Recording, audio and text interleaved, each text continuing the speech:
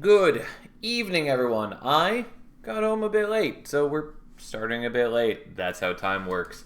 Anyways, let's play some Monster Train and have a wonderful evening. How you doing, Wrath? Good to see you, Fury. What exciting things are we going to get to play today? Every time, I hold some small hope that it's going to be Lion's Mane. But alas. Anyways, I hate Pyre of Entropy.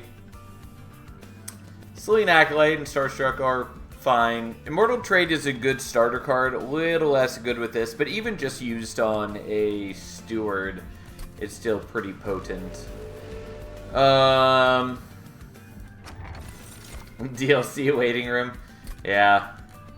Yeah, even like having played with it, I feel you.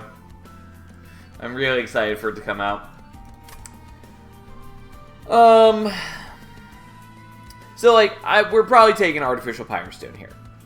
The only thing is, with Pyre of Entropy, it's a lot more likely that we're taking at least one Ember upgrade, possibly two. Which makes Artificial Pyre Stone maybe not as important. That said, I can still put that extra Ember to use just like playing out chaff units or playing like a really expensive equipment. So that's probably still worth doing. Wing technology is fine. It's in fact pretty good overall. If I had Shade Splitters, I would probably take that. And even with the Plinks, it might end up doing some good work for me, but we'll just take the Pyre Stone. That's fine. Okay. So, I probably should take Silver Empress here. We're going to take Lunar Steward, largely just because it's been forever since I've even been offered Lunar Steward at the beginning. And so just, it feels correct to play it.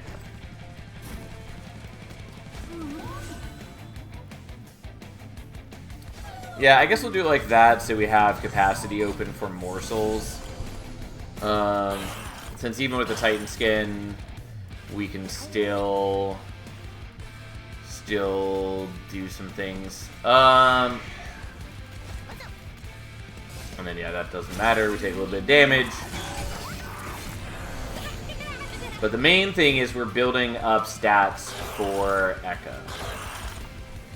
I really didn't want 1,000 Rebel Morsels. But fine. I could generate one more morsel if I want to kill the Collector this way.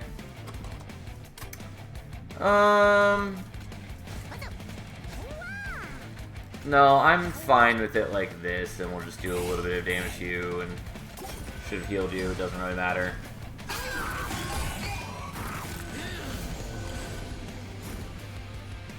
Sadly, I don't have a Plink, and the Witch Weaves don't do anything here, because Witch Weaves are bad. Turns out.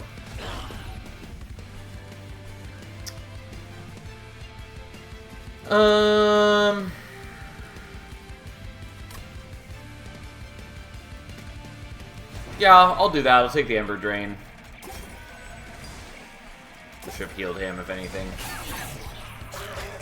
Because the boss comes out in this coming turn, and just several turns of lifesteal are not bad.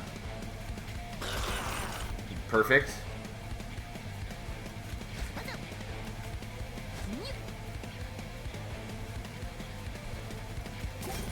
Alright, well, that one Steward mostly murders the boss just on the back of a bunch of lifesteal. I mean, he's got not small attack either, but yeah. Anyways, there we go. Immortal Trade does some solid work. I was really hoping they were going to draw into an Immortal Trade on the prior turn and stack even more lifesteal on bottom floor, but worked out just fine. We're probably taking Gravity here. Yeah, we'll take Gravity.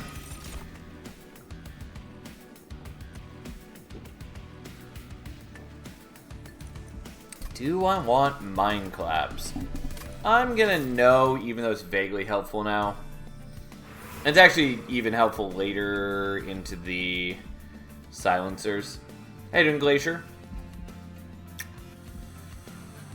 Okay, we're going here. We want Intrinsic and Lunar Priestess. Okay. Well, it's not Lunar Priestess, but we'll take the Astrologer. Okay, so we're going to do Intrinsic on that. That would be really nice to do Intrinsic Holdover on the Starstruck. But nonetheless, we'll do Holdover on that and see what we can do.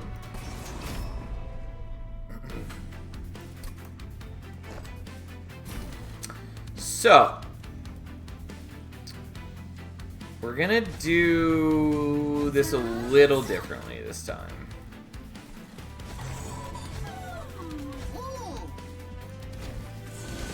For stacking a priority, duh. Yeah, I mean, that's what we do. Okay, so we are definitely killing you. We're getting mad at Pyre of Entropy already. You're dying thanks to the sweep, so we'll just kill one of you and go from there.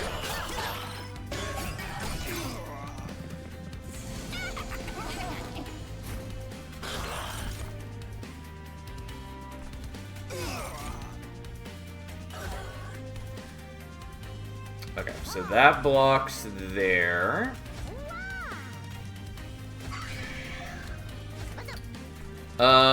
And we are going to give you lifesteal now.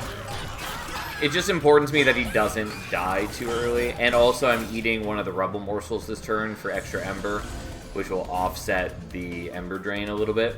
So, seems like a good time to do it.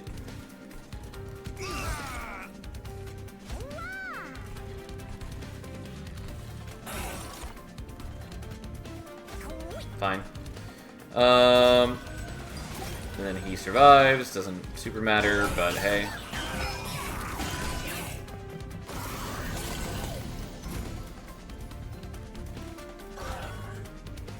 Oh, I could use the blink. I didn't even need to knock him down quite that much. I just got carried away. But that's fine.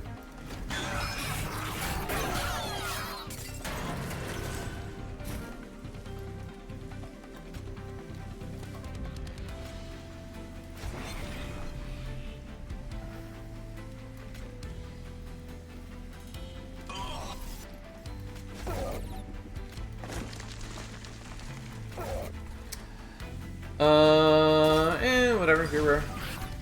I do have to deal with the Ember Drain this turn, but that's okay. Anyways, here we go. Most of my team caves, but that's fine. There we go. Yeah, I'll take a Meddler. It's not my favorite option, but I'll take it. And I will take... I'll take a Prismal Dust. I kind of wanted to go Merchant of Arms, but we're definitely doing Merchant of Steel. For a couple of reasons. God, it's... you. So, Smidge Stone... matters, but it does matter less.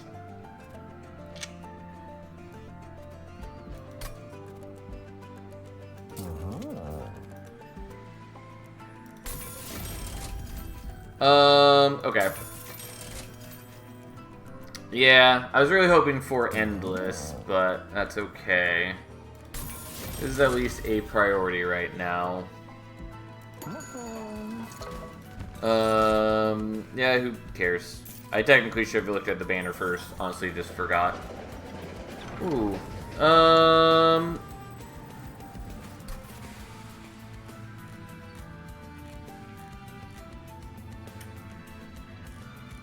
Yeah, I'm not wild about this.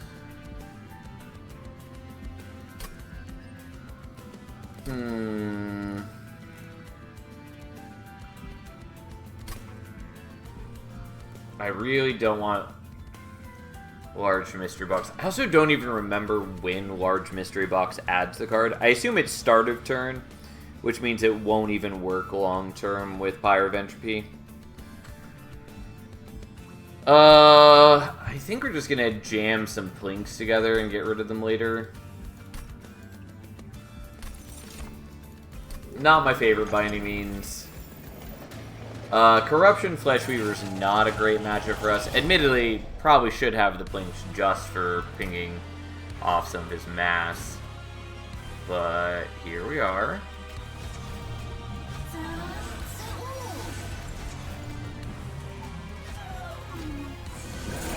Okay.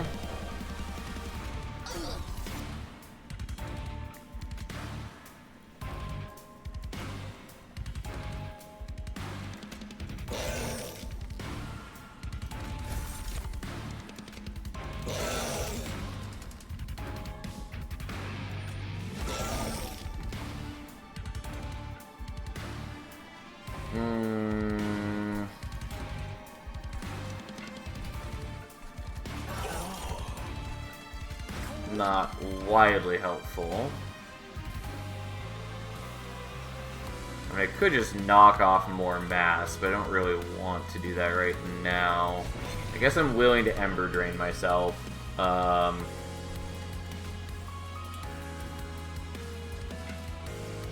then I guess just heal you a little bit. Doesn't really matter. You have the lifesteal either way.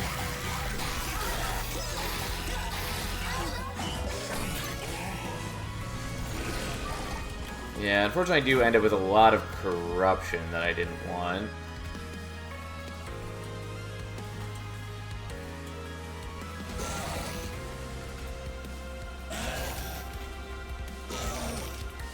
Oh, I meant to kill that guy. Whoops. Not even sure I want to just be pinging him off on that floor. I do want to get rid of the mass, but... Okay, well, that was a thing. Not a very helpful thing. Oh, that's right, I meant to do the Starstruck. Well, so be it.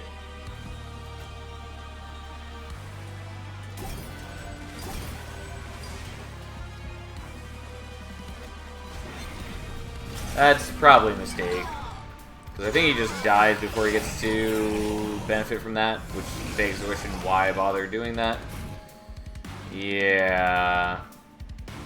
Mistakes were made. Very obviously seen mistakes. We're just going to restart this because I'm mad about doing that. There's no good reason for me to have done it. I'm also debating whether I actually want to set up on mid-floor in the first place, or on top floor. I could set up on mid-floor, which I'm vaguely tempted to do.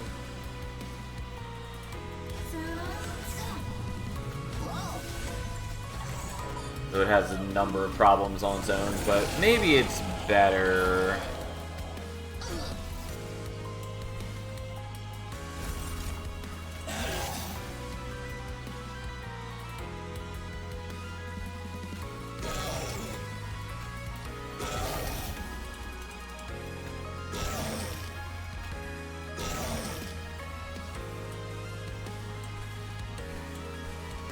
I mean, I don't hate that, just have the Acolyte cleave through and murder most of them.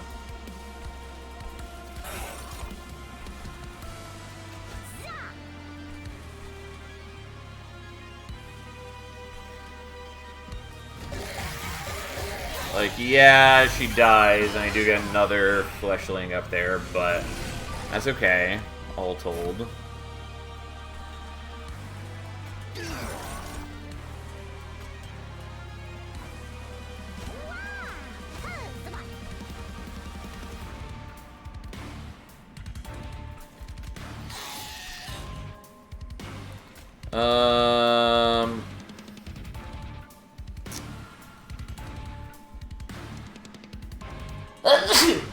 Oh god, I'm gonna take a lot of damage at this rate.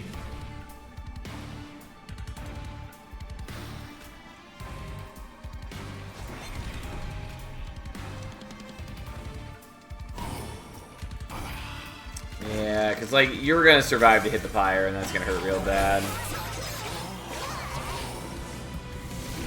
I should survive it, but it's not good.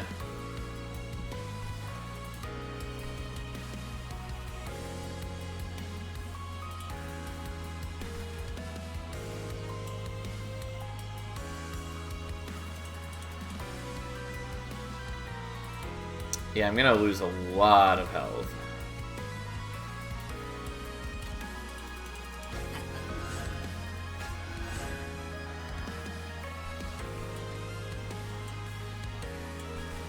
Yeah, no matter where I play the meddler, he dies, because I did the lifesteal last turn. I mean, I survived this, but it's real bad.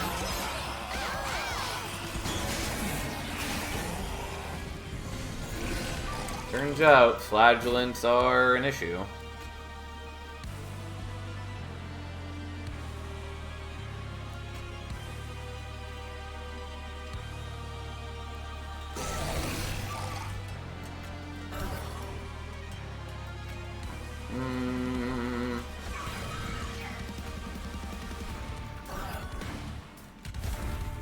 Well, we'll see how that happens.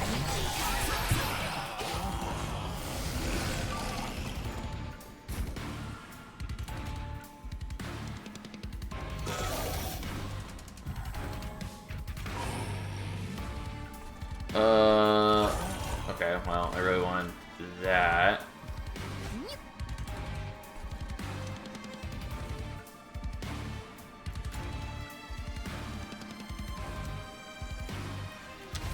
Alright, I guess I'm willing to Ember Drain myself again. I'm sad that I can't play out the Calcified Ember, and yada yada yada, here we are. Boy, the lifesteal is very useful for me, like, undeniably.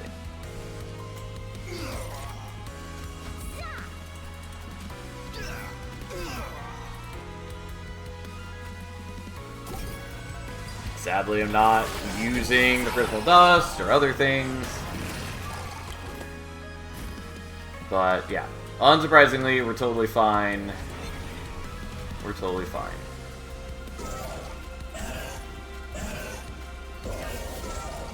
Alright, well, I took a lot of damage, but we survived. And that's what matters. It's okay to lose some health. The important part is just winning.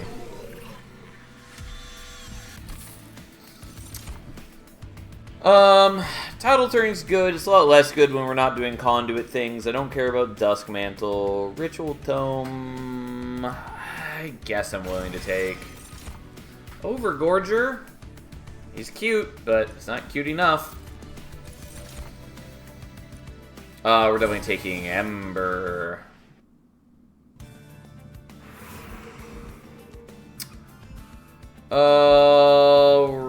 Right. We're gonna go to the left, I think. Yeah. Hello, Lemachuka. How you doing? Okay, well. We're gonna spell chain this. I'm probably gonna do remove consume of the Prismal Dust. It's kind of cute on the Ritual Tome. But we'll do this, I guess. Although, admittedly, I maybe should just be saving my gold. But I didn't, so here we are. Glutton Small makes Overgorger less of a trap, I guess. I mean, Overgorger's okay in Monster Train, too, for a number of reasons. But, yeah, I mean, it's whatever. Anyways, we're doing this, and we're duping that. And here we are.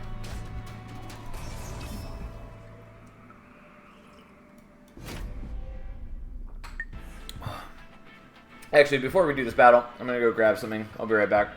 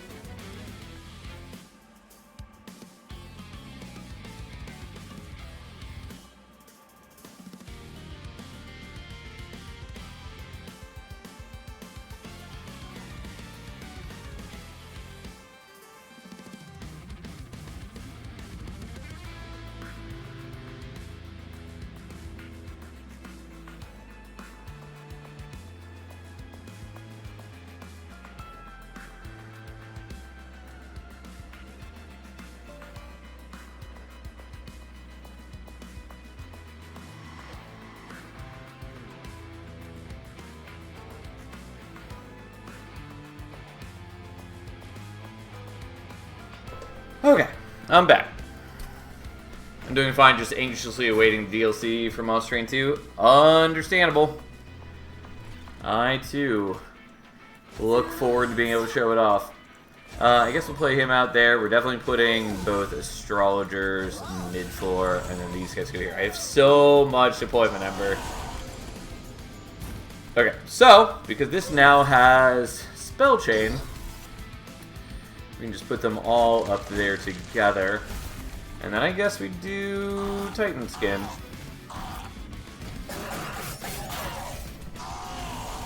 Okay.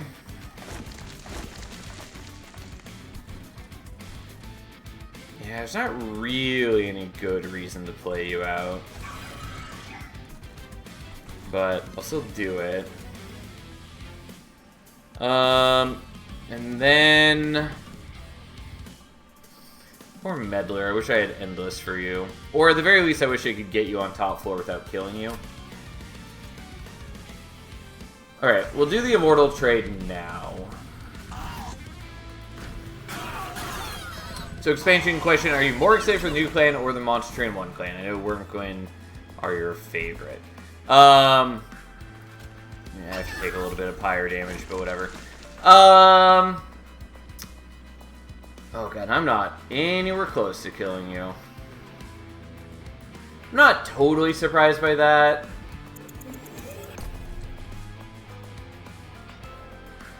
But I'm not wild about it either. Unfortunately, the Titan skin really does affect me pretty badly. Yeah, see, that's enough to get the kill. Oh, and I do still have enough. I was thinking that I didn't have enough, but I do if I'm just not playing other shards, which is way better than taking his damage.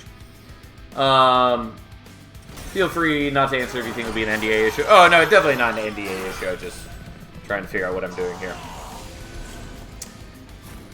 But, okay, yeah, you don't have Titan Skin, so I can kill you. Also could use the Starstruck. But here we are. I am fairly weak right now. Anyways, I like both. I definitely like Wormkin more as a clan. And I do think that Railforged are in a bit of a weird state in some aspects. Namely just, there are some design decisions I don't fully agree with, and I'm still trying to convince people to make changes, but, you know, that's just how it is. Like, that's not surprising. I'm an opinionated person, and other people exist in the world and hold different opinions than me, and sometimes we disagree on things. That's not the one I meant to kill, but that's fine. I was just trying it. Well, I thought there was some attackers in here, but no, it looks like it was all just the healers. And I would like to kill the healers, just so there's less things for me to have to attack into. But anyways, we'll do that, and we'll go from there. Anyways, for the most part, Railforged are really cool, and I will say I'm probably more excited for them overall, just because they are new.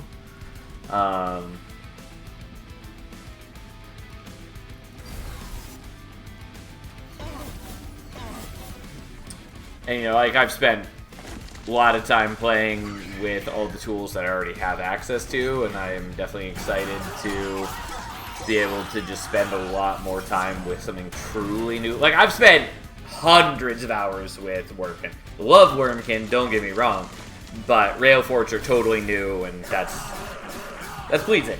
But yeah. Oh yeah, are you playing and streaming early Monday? Yeah, I talked about this yesterday. I will be streaming early Monday. I don't know exactly when I'll start. Just for a lot of reasons, but mainly I have things I do Monday mornings, and I don't know how tired I'll be and if I need to, like, take a rest after that.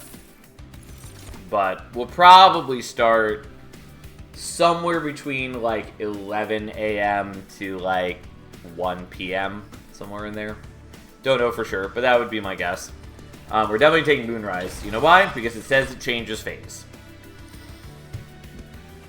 If I didn't already have the Gravity, I would consider the Cave In, but we don't need it. Gem Trove would be okay, but... but anyways, yeah, we'll definitely be streaming on Monday early. Just a matter of when. Okay, we're going here.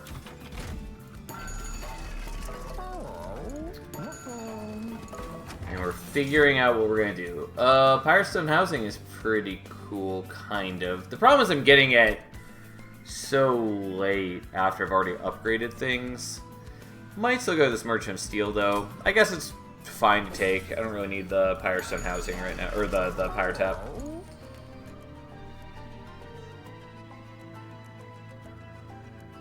Honestly, like, Steward Quarters isn't the worst thing, kind of. Because, like, if I just... Like, I could just use that to make my stewards into multi-striking monstrosities. I don't think I really care about that. Don't think I really need Exile's Diadem either.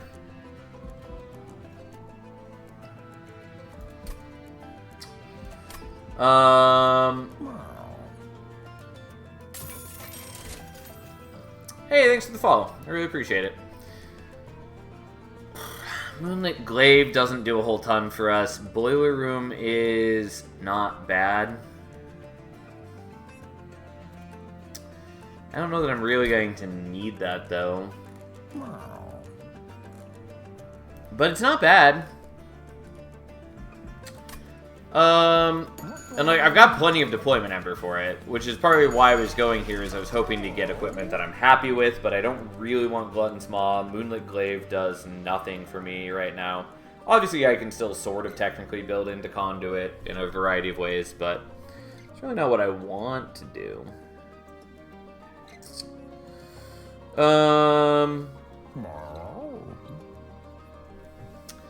And then I could take Boiler Room and make it deployable. I just don't know that that's worth my time. The one, like, really good thing about it is, well, A, it helps prevent me from ever having to take damage from the shards. But the other thing is it allows me to sink more Ember into Prismal Dust. Diadem could have helped fit another Astrologer OL. No, I considered it, and yes, I could have done it, but as is, I'm already pretty okay. I probably should have taken either Diadem or the Steward's Quarters. Probably the Steward's Quarters. But mostly I'm fine, because I'm going to dupe another Astrologer, and then I'm going to start playing that instead of the Shield Steward on top floor. But, I don't know. I probably should have done that. It's fine.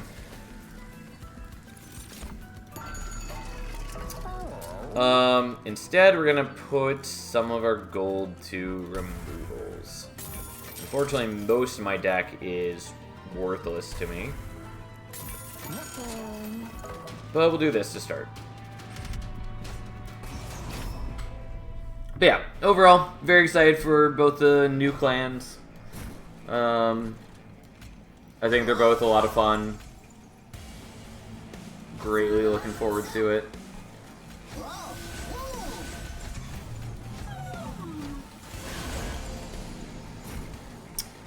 Yeah, don't hate being able to get Meddler here now.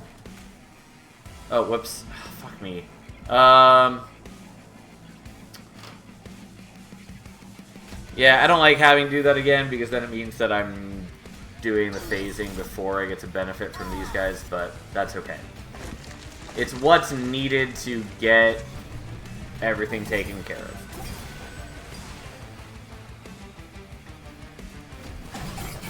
Kinda wanted to do the lifesteal there, but I didn't.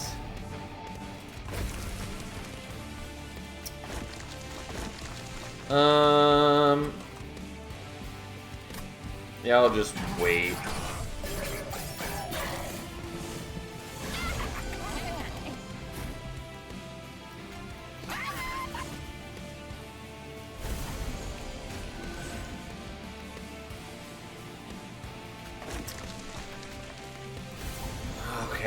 Well, I am losing some fire HP. At the very least, because Entropy has the highest HP of any pyre, I will eventually sort of recover that. Like a single healing node will do a lot more for me than it would do with any other pyre. But hey, here we are. It'd be really nice if I had phase control so I could stay in full moon so the Starstruck would do the thing that I want it to do.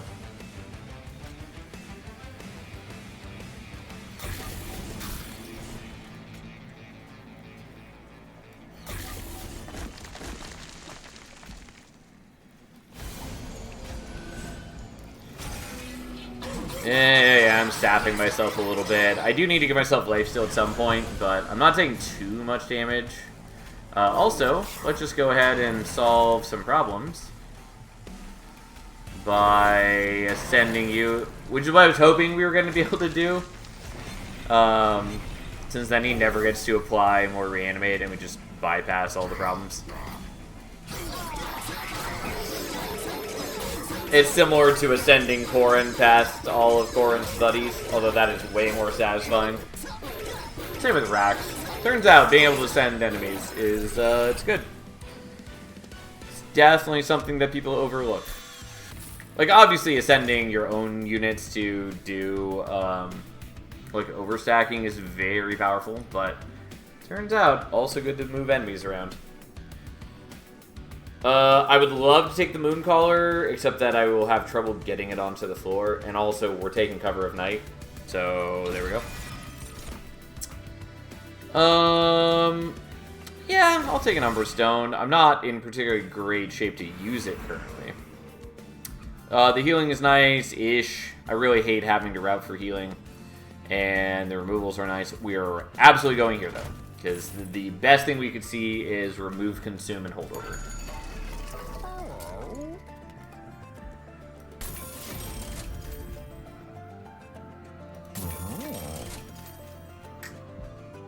Not quite. Well, disappointing.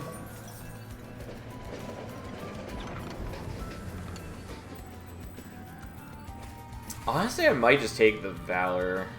Yeah, you know what? I'll take some Valor. Not like wild about it, but hey. But I'll certainly give you the double stack. Double stack on the days is also good, but we'll do this.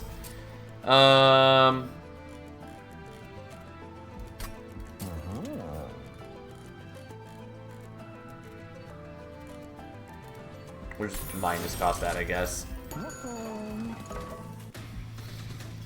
Okay. Well, damage shields are going to be annoying. I think we're still going to set up on mid-floor, though. Then we do you and you, and then we have a dude we can't play out. Yada, yada, yada.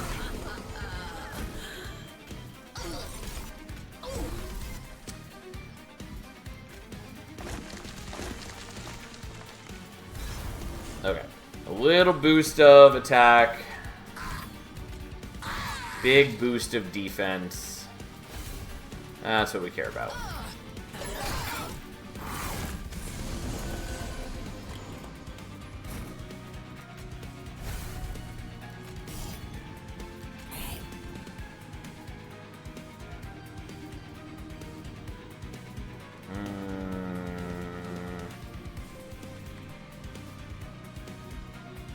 Yeah, not ideal.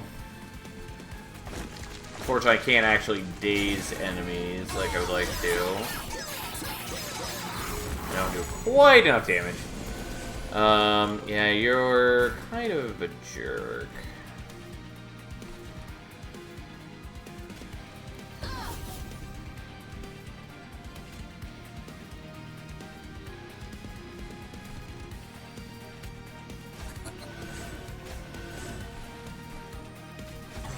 Yeah, we'll protect you for a little bit, I guess.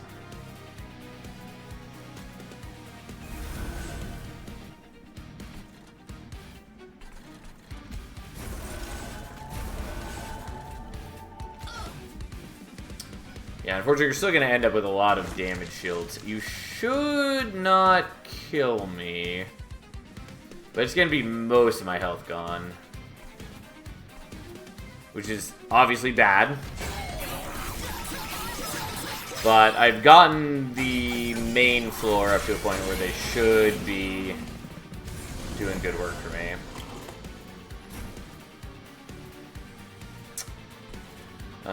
Yep, unfortunately, still can't daze when I would like to daze. Yeah,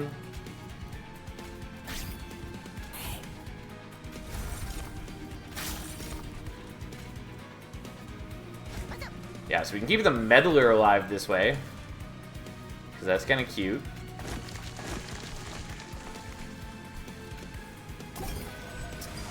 Yeah. It just means I can get one more phase change off of him, since that is good for us. Ooh, if only... Okay.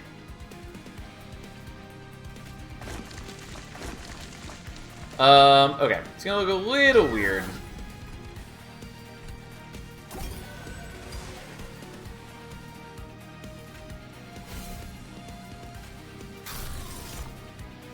We're going to ascend our Meddler after giving him the damage shield so he can survive, and then we can start just doing things. I mean, he's not, like, crazy impactful right now, but it's helpful.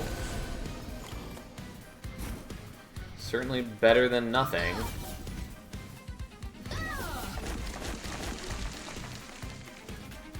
Yeah, and you're not actually taking any damage thanks to the Valor and the Titan skin.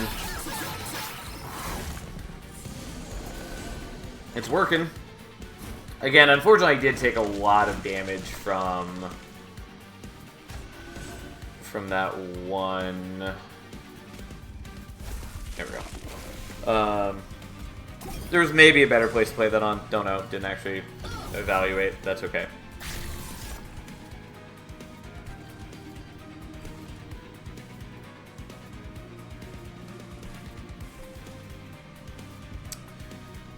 And yes, I did lose my train of thought. That's okay.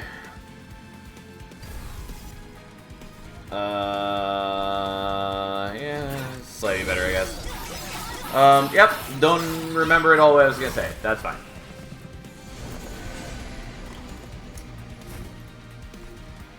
Okay, well, he's gonna get a bunch of damage shields. Oh no, so sad. Whatever, we'll suck it up. That's fine.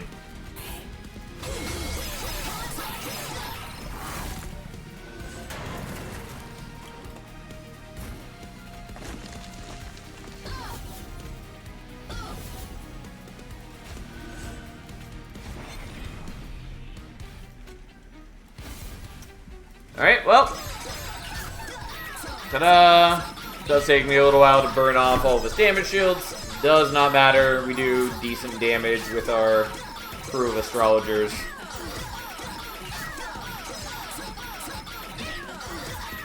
And there we go. Again, leaking that one enemy did deal like 18 damage to me, which wasn't great, but that's fine. We already have an Umbra Stone. I'm not going to take the rest of these. And we'll just take more Ember, I guess. Capacity might have been warranted, but it mostly doesn't matter to my cause.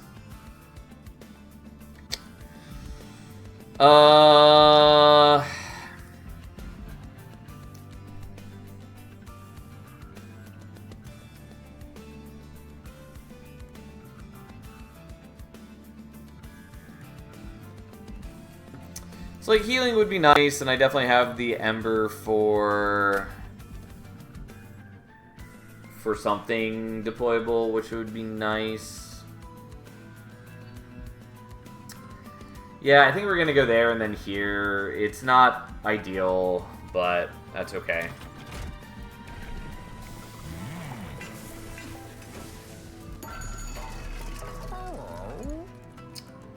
Yeah, unfortunately with the Steward's Quarters, I don't have... Like, unless I go to the left, I don't have another dupe for another Astrologer. Which I could do, it's just that I would like another shot at getting better phasing. And that would mostly mean getting, like, remove consume on one of these. Obviously, I could also do endless on the meddler, if we see that. And I guess I do have Pyrestone housing.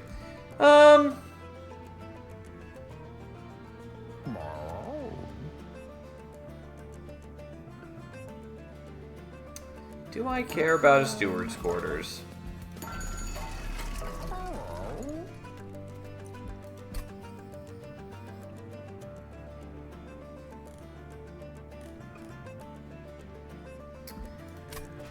Yeah, it's fine. I'll take that. Although, before I do this, let's actually make sure there's nothing else I want here more. Yeah, Inferno Room was the other thing I was looking for. Well, I'm still going to take the Steward's Quarters this way, because if I don't have deployable on it, it basically does nothing for me. So we'll just have to wait to draw into that, and that's fine. Also, I don't know what I'm duping. It's probably going to be the Moonrise.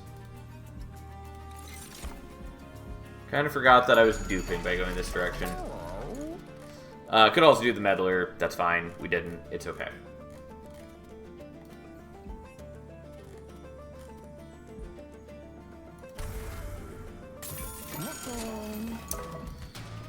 Oh, right. Okay, that's not ideal.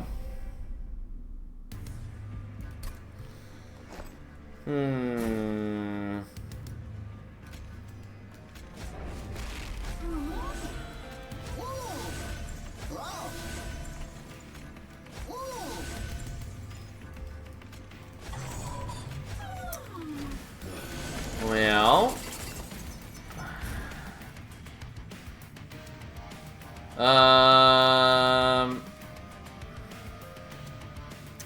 yeah, I think we still need to be set up on mid-floor. Alright, we're just gonna have to take damage a fair amount and just suck it up. That's fine.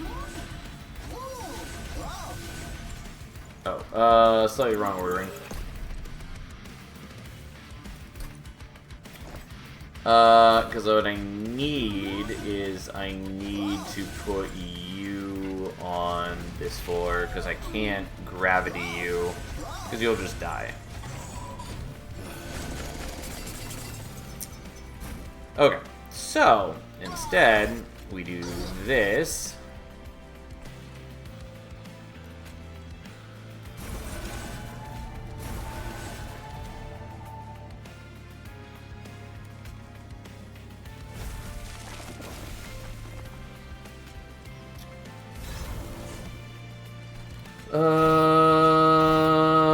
Yeah, well, here we are.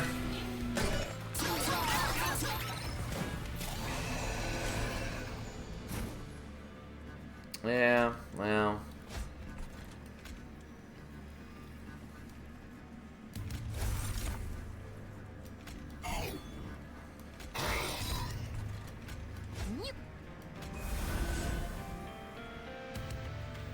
Oh, Inferno Room.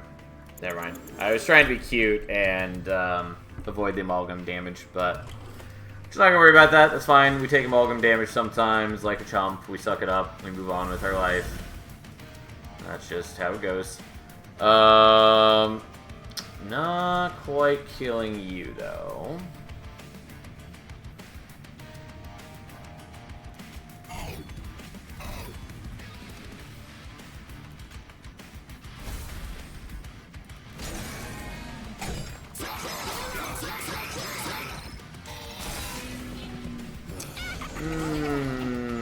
Okay.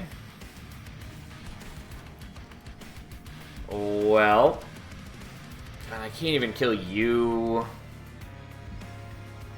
I mean, I could with the Starstruck, which I guess is less damage than taking the amalgam damage.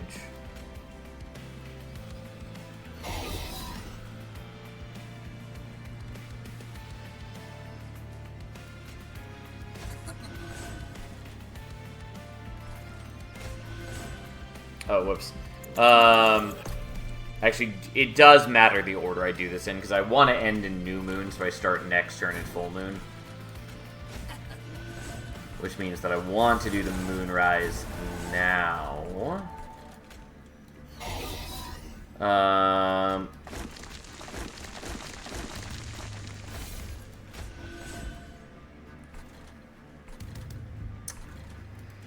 Alright, well, still time to take a bunch of pyro damage. We'll see what we can do.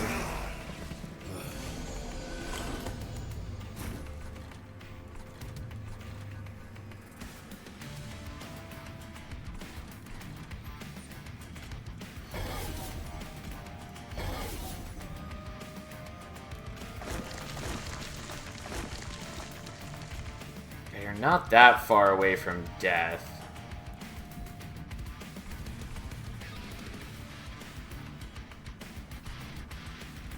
But you are still further than is helpful.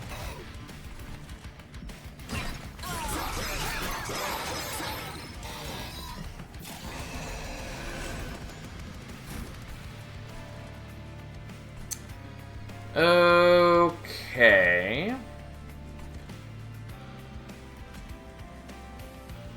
So first off, we're going to descend you. Because I think that's helpful. I think that's correct.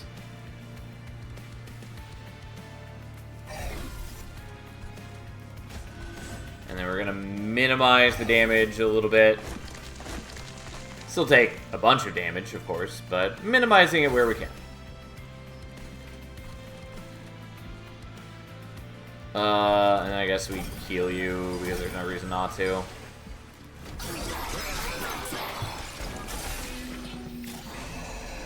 Yeah, everybody's favorite. Now I don't have the phase control.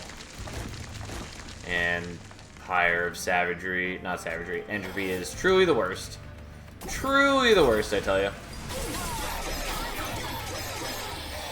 Well, we probably need to heal on this coming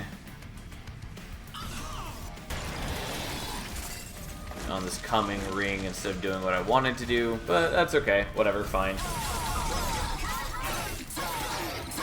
So I'm pretty sure the healing is over on the right with the Merchant of Magic, which means I can't do Merchant of Steel, which is okay. It just would have been really nice to go to the left. Assuming that it worked out, there's always a possibility it wouldn't, but it's fine. Yeah, we'll take Lunacy. Absolutely. And we're definitely going to heal, and if you give me holdover, great. And if you give me remove, consume, great. Those are absolutely worthless to me. Beautiful. Pump it right into my veins. I could do Holy Stone on the Lunacy. It's not what I was going to do, but honestly, it's not the worst.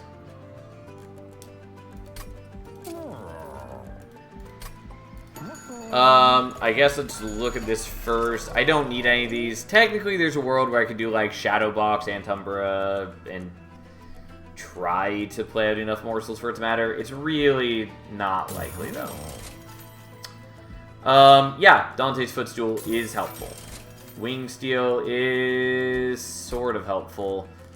Mostly just gonna draw some garbage for me, though.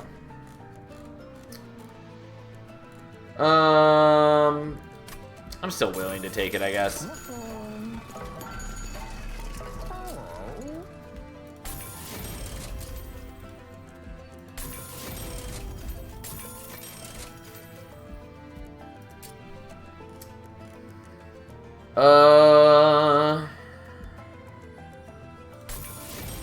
I guess we'll do this. Intrinsic Spike is also not bad, but we'll just do that. That's fine. I don't have enough for a removal, so we'll just minus cost a blink, I guess. And who cares? I mean, overall, that was not a bad turn of events for us. It was actually pretty good, getting the holdover.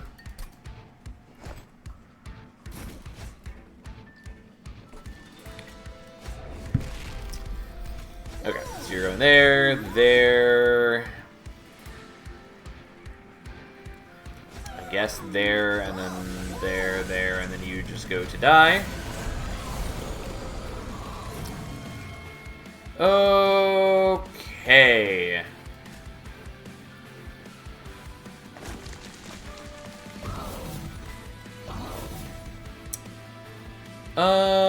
Yeah, fair enough. I'm gonna like to do the Lunacy, but I also want to set up the Spike of the Banished.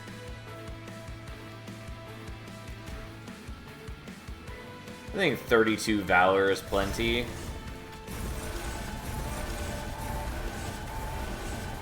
And then let's just phase a bit more. Also, it does give me Conduit, which makes these slightly more meaningful.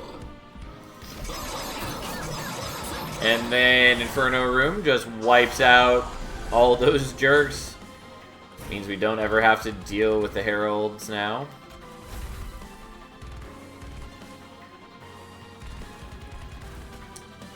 Yeah, I don't actually need to play out the Vengeful Shards, which is part of the reason for doing the Holy Stone on that.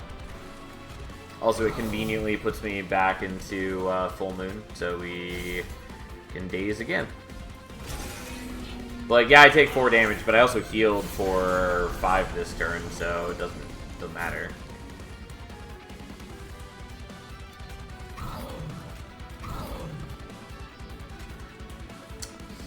Yeah, it's a little sad to not play with the Umber Stone, but it also doesn't matter.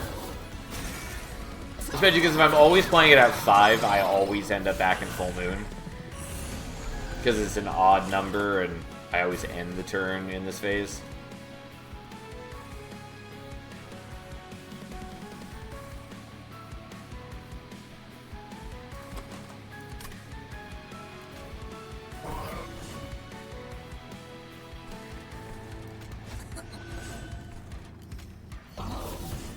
I was hoping that I'd draw into, like, the Gravity or something.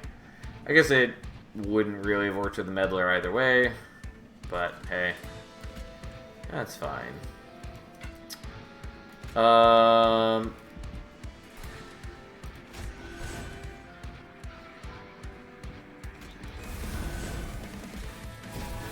Never mind. I did that slightly wrong. Yeah, I guess it doesn't really matter.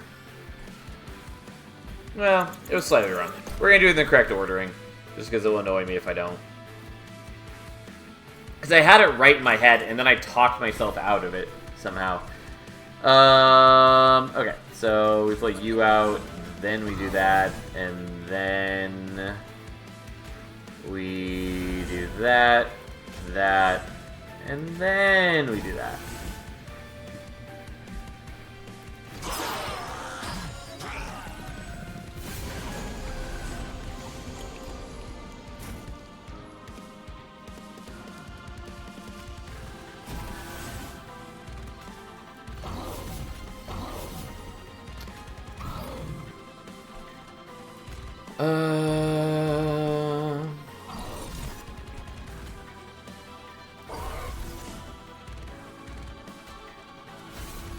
So it's slightly wrong order, but it doesn't matter. Also, I don't know why I gave him the damage shield, but that's okay.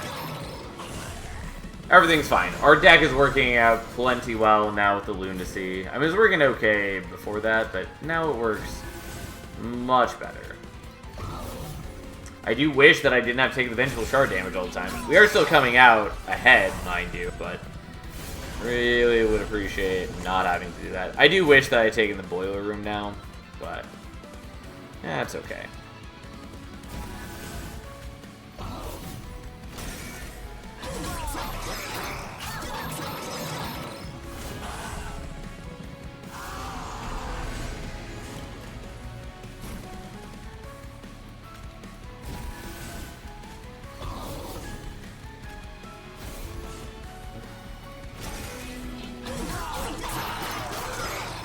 I mean, again, no matter how much damage I'm taking from the Vengeful Shards, I'm still coming out on top.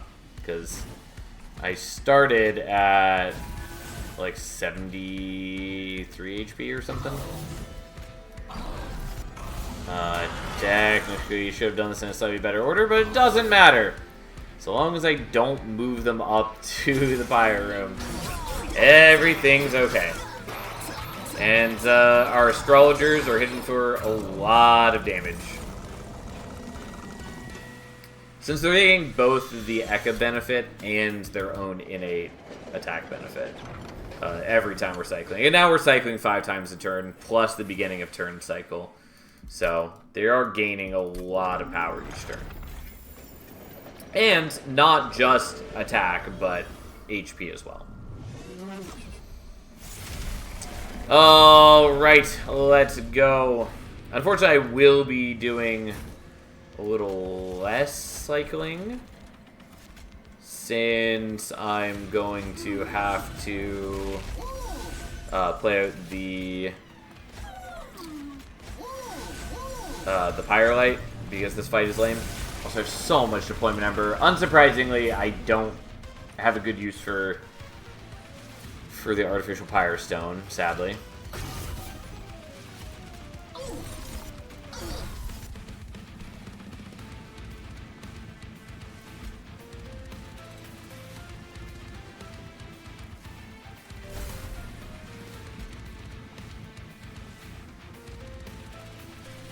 Do I care about Umbra Stone?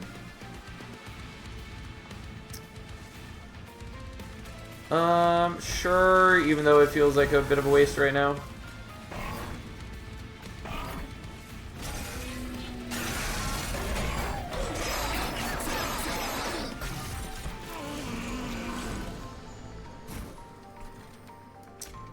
Okay, so I have to do that.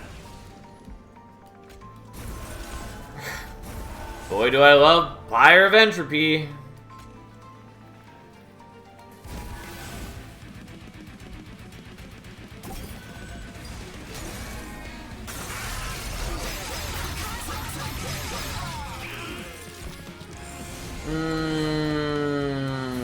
Okay.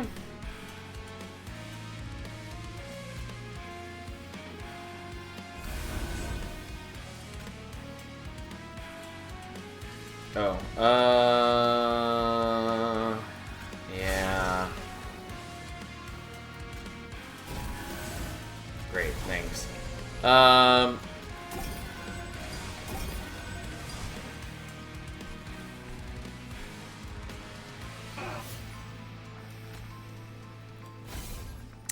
Yeah, unfortunately I don't get to daze him this turn because I'm not in the right phase. It doesn't actually matter, again. Like, I have plenty of HP now. Not terribly worried about the situation.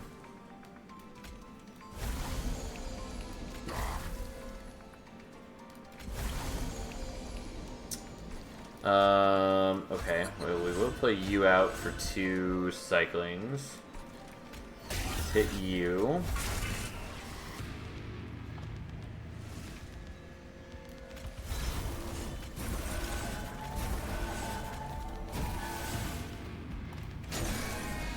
Okay. Would have been nice to give more Valor, but still giving 24 is pretty helpful. I don't want to fully detract from my moon cycling extravaganza. I think we're going to skip on the Pyrolite this turn so I can get into the right moon phase.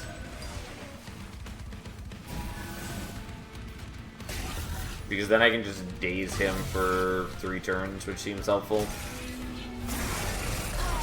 Like, yeah, it's annoying to lose out on the Pyrolite, but hey.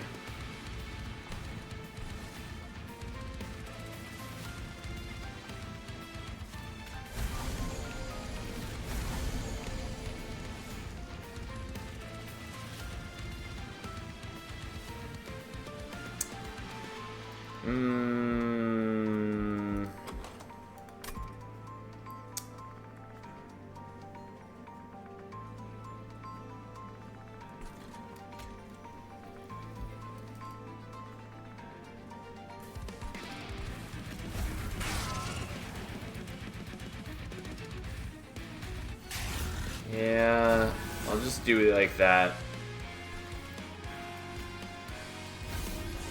It looks weird, but you can just cast Lunacy on an enemy if you want to cycle from them. Which we'll do. I do want to heal you. I was just trying to avoid making enemies dramatically stronger by doing a ton of incanting while that guy was on the floor. Oh, slightly wrong order.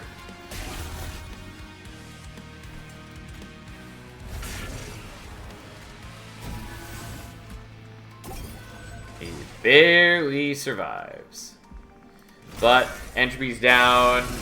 Dominion is well on his way, especially if we don't skip the Firelights.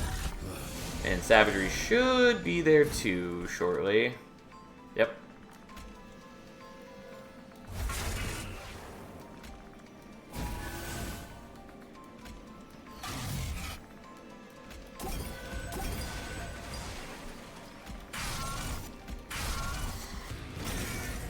Poor small gift box, never got used, even though it's so good. I never knew you could cast Lunacy on an enemy. Yeah, it's a weird, generally unnecessary thing to know, but you can. Doesn't generate any conduit, but, you know, sometimes you just actually want to not take the damage. Actually, I'm sorry. It's a minor thing, but let's actually do that in reverse. Or maybe not. I'm just being picky. I didn't actually need to.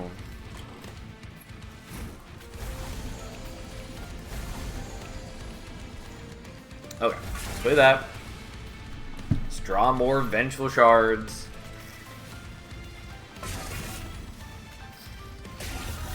I'm just being picky and taking slightly less damage, that's all.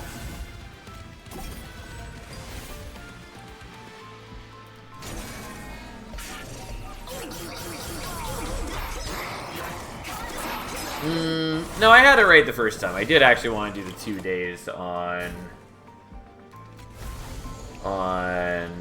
you. I mean, it does not matter. Because I can also just do this and daze you, and then I take damage from all these stupid little shards, whatever. Pyre of Entropy, definitely not the most frustrating pyre. Regardless, there we go. It's a pretty fun run. We had a couple, like, bad moments, but for the most part, you know, it was going well. We were having a fine time with Lunar Steward and Astrologer. And I will point out, we had basically no phase control for most of the run. The only good phase control I got, like, you know, was when we got Lunacy and Holdover at the end of the run. We were doing okay with our very limited phase control, even aside from that. I only point that out because people, even now, still act like it's impossible to play Lunar Steward to any good effect unless you start with, like, Lunar Priestess and another phase card in the deck. And they act like Astrologer is just a completely worthless unit. Like, it is a niche unit. It's certainly not an amazing unit, but you can get good value out of its attack bonus. Like, we were getting them up into, like, the 500s. Anyways, that's all. Let us roll something new and see what we get. God damn it. Why? Why did they do this to me? Oh, man. As an aside, what I was hoping for last run, at least part of what I was hoping for, was Lunar Priestess, and then just, like, duping it once or twice. Partly just because it would have been really helpful for the Lunar Steward, but also specifically so that it would have blocked some of the draw from Pyre of Entropy, so it would have been drawing into the shards less. Like, I would happily have just taken a Moon Ritual every turn instead of drawing one of the cards from Pyre of Entropy. And, like, it's technically part of my own fault, because I was thinning my deck out, and therefore, whatever. Pyre of Entropy sucks, that's all. Alright, what do we got? Well, fine. I was going to say that I was interested in playing something other than Unchained here, but I will take Unchained. I'll still be mad about stupid Pyre of Entropy, and it will cause me problems later. But at least I got double shift triggers. It's a shame we don't have another shift unit, but that's fine.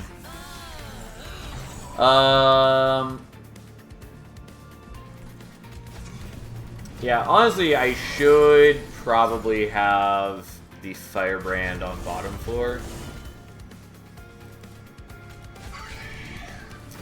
Rather than doubling up with Fel.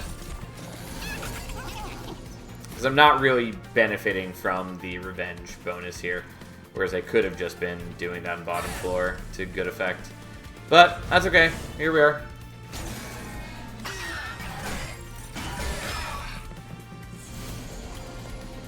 The name of the game is play our shift cards literally whenever we can.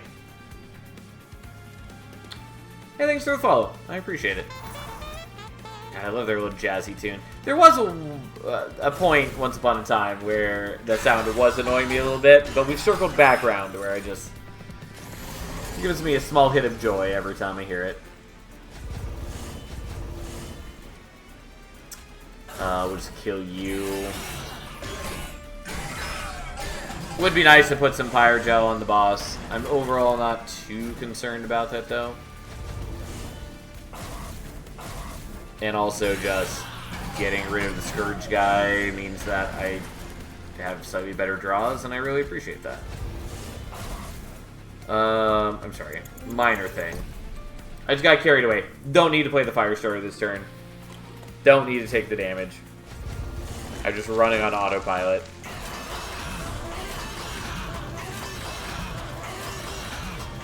And there we go. Okay. So there's a correct choice here, and there's a slightly less correct choice. The correct choice is we take Selfless Sacrifice because it's good and it's especially useful with Unchained Fel because it's a way to ensure that no matter what floor you're setting up on, you can help ensure that she survives to get her Valor armor set up for the turn. And it's a shift. Windblade, on the other hand, is not great, but in a world where we're just building up big, bad, beautiful Fel, and we have double shifts, I will take Windblade.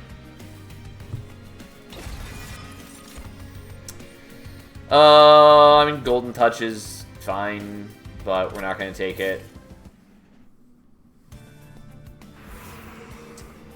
Yeah, we're going here for a couple of reasons. I was really hoping for, like, Spell Chain Holdover. Why, Host Guard? Why? I was very excited seeing the rare banner for a moment. Especially hoping for Death's Dancer. Divine Dancer also would have been appealing, but Death's Dancer, A, looks cooler, B, would have been more helpful. I mean, I still might take the Host Guard, since we are probably just going to have a bunch of Ember. But Host Guard is one of my least favorite rares. Not only does he look lame, he's also not that great. Like, he's okay. He's better than I give him credit for, especially if you're not trying to just always play him in deployment phase. And it is nice that he overstacks the floor, and there are ways to benefit from that, but his ability is on a long cooldown, and it's kind of awkward. And he's 3 cost and 3 capacity, and that's a lot of hoops to jump through for a unit that is okay. Admittedly, I recognize I'm probably being too harsh, but still it's frustrating. So, I should probably just take the minus cost here.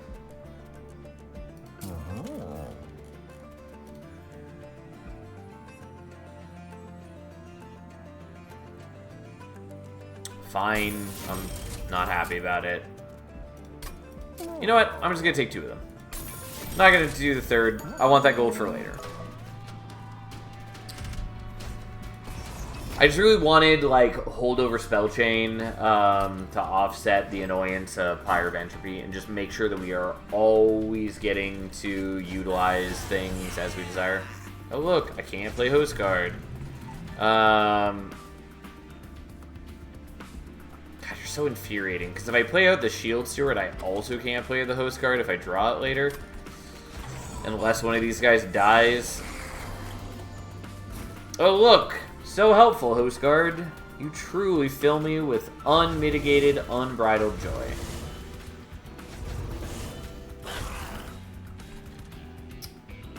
Definitely not at all a frustrating experience. Well, don't love that Fel is at 1 HP. But that's fine, because from here on out, she generates armor. Alright, I would love to do the Just Cause, but this is far and away the correct choice. And at least we got the Windblade on. Currently, Scaling Fel might be my favorite of all of the champions. I mean, she's fun. Definitely not my favorite. And admittedly, I do get a little frustrated at how often people act like it's the only viable Fel. Which is just such a weird, wild take to me. Because, like, yeah, there are some champions with, like, questionable champion paths. Fel is not one of them. Alright, we'll do this. And especially because that is a shift for her. But anyways, yeah. Unchained Fel is good. It plays well with a lot of other things that Banish is doing. It's fun. It's good.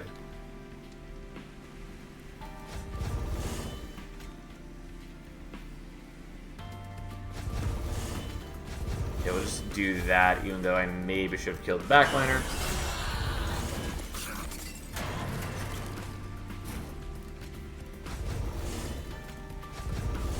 It doesn't super matter what I do here. Yes, murder them.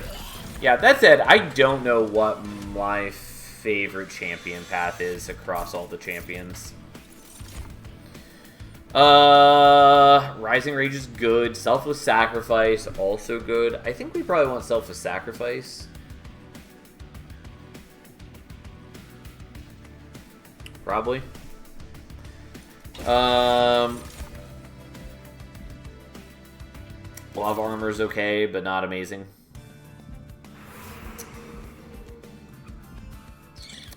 So, again, there's the correct play, and then there's the greedy play. The correct play is we go to the Merchant of Steel and we, like, upgrade our units and we live a responsible, enjoyable life.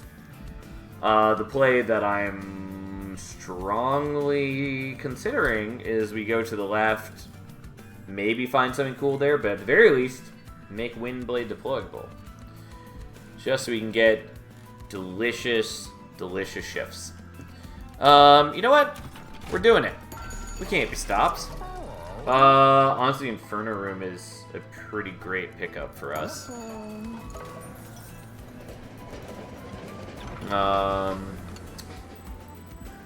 Yeah, I'm probably gonna take True Bullet. Yeah, we are definitely doing that. I was hoping for the Unstable Shard event so that I could get more HP on Fel. Also because I have a heal right here. Even though I would be losing a lot of life. But getting HP per rare card does something very similar. Especially because I'm also about to buy another rare card. Since I'm about to get the Inferno Room. Wow, never seen AAA pickup. I don't often do it. I've done it on stream a couple of times in recent memory, I think. But yeah, it's probably my least picked one from that event. It's not bad, because again, stats are stats, and the fact that it applies to every unit in your deck is very good. And even just getting like 3 or 6 HP can like get you over an important breakpoint. But yeah. No. Cursed Twin Blade. I kind of want the Bloodthirsty Blade, though. Unfortunately, I can't fuse if I take it here. I'm probably fine without it, even though it is cute.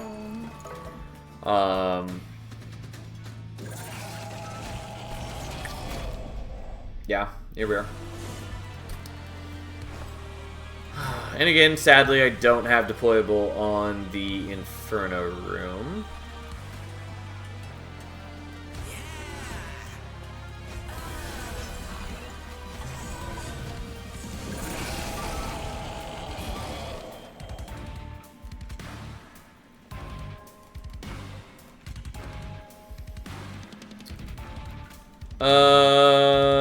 Okay. It's gonna look a little weird, but we're going to do this so that Fel can end up in front. Because I really want Fel to generate her Valor armor.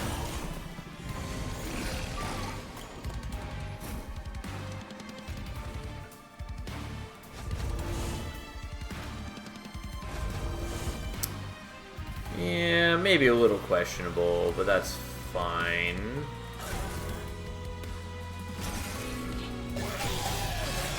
I really want Flesh Weaver to get different unit compositions for each variant. Like, I think that's something that definitely needs to change at some point.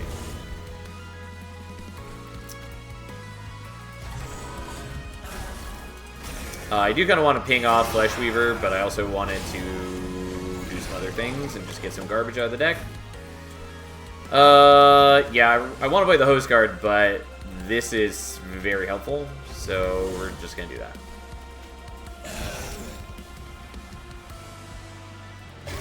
Honestly, pinging him there, not that helpful. I was already going to knock off one stack of his mass no matter what.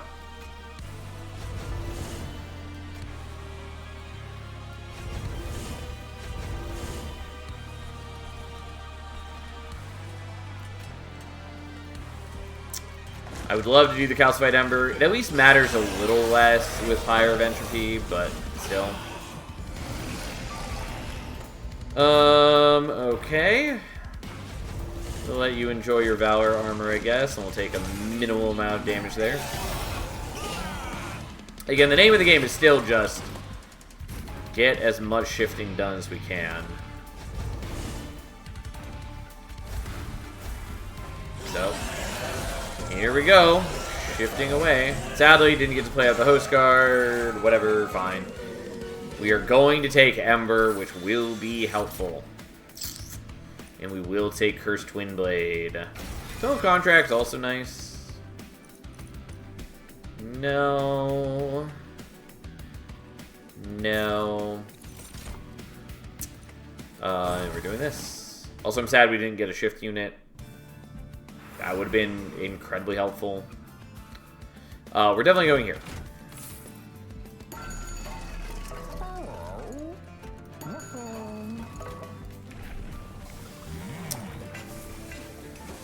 Okay. I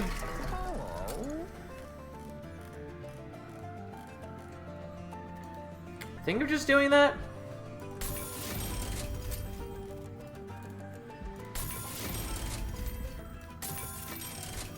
And then I do want Intrinsic.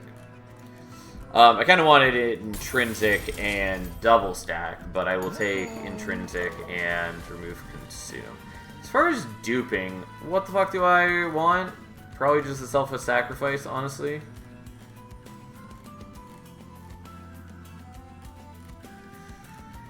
Yeah, I guess so. Also, it does matter a lot less that I didn't get a shift unit, since I have Inferno Room. Since having another good attacker unit is mostly important in that it allows me to... It helps with wave clear. But the Inferno Room is already doing a lot of work. It's not going to be enough work on its own, but it is a lot of work.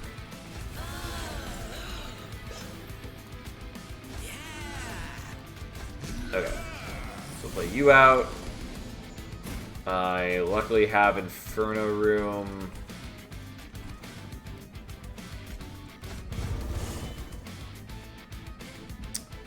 do want the Cursed Twin Blades, but that's not what we're gonna get. We're going to do all that. Okay, and I don't have to worry about the Scourge cards, which is a huge boon. I don't have Quick because I didn't get a Warbler down, but like, ooh, who cares?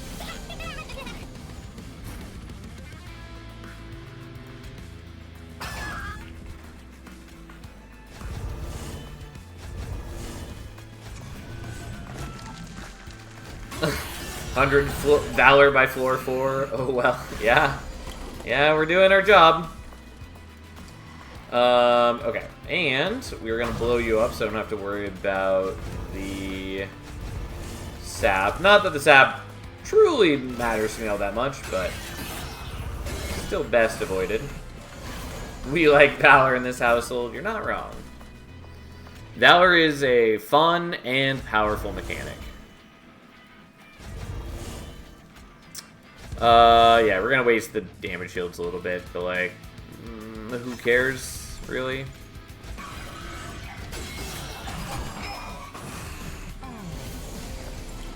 Oh no, Corrin has stolen them all away so that they can, you know, enjoy the Inferno Room again. How terrible.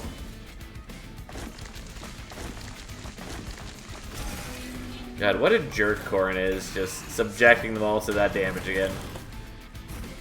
Truly a monster.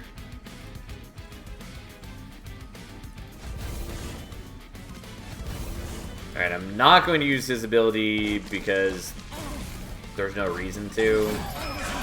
Like, I don't need it to kill Corrin, but I may as well save it for the turn where Corrin is here. And actually, like, hit Corrin. And it wasn't, like, if I used the last turn, it wasn't going to be off cooldown this turn, so there was no change in how many shifts I do. Anyways, there we go.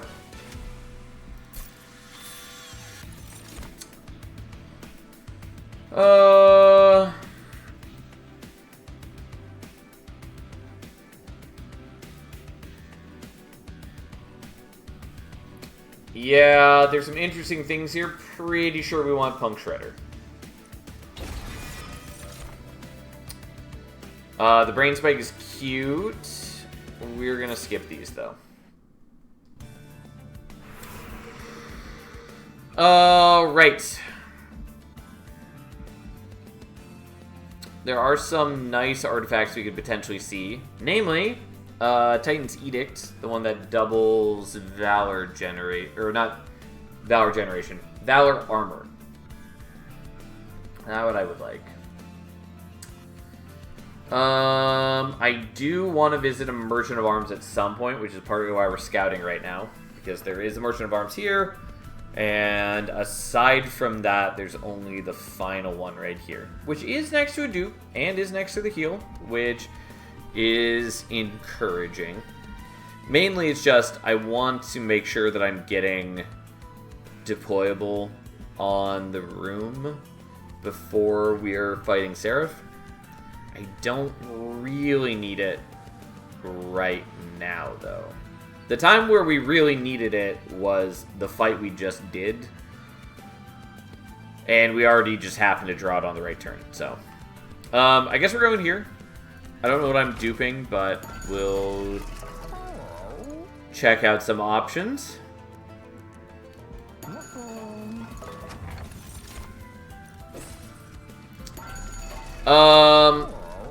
Emotome is very good. I think that's what we're taking. Spirit Breaker's Charge is cute, but I can't really utilize it that well. And Odie's Totem... Like, I just don't think we're gonna bother.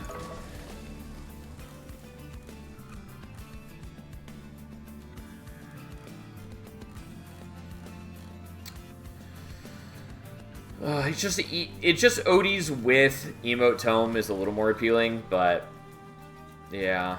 I do really want to draw the Punk Shredder in a reasonable time frame to the point where I'm debating duping it. But I also just want to like dupe a Just Cause. As silly as that seems. it's not bad for us.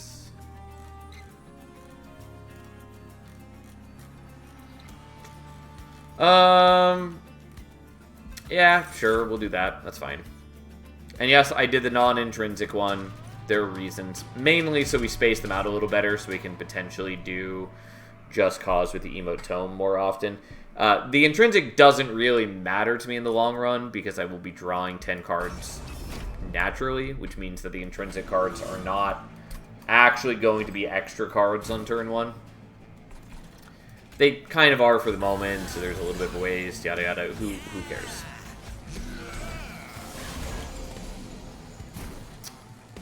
Okay.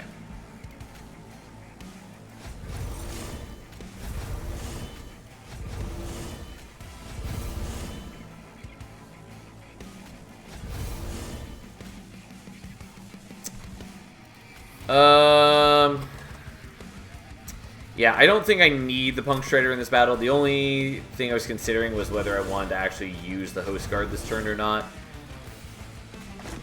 Because if I use him, then I don't have any capacity for the Punk Shredder. There he is. Whereas if I had held off, I would have been able to fit him, but that's fine. There's that. But yeah, especially in a world where I also have Cursed Windblade, like, our wave clear is not bad. Even more so now that we have Inferno Room out.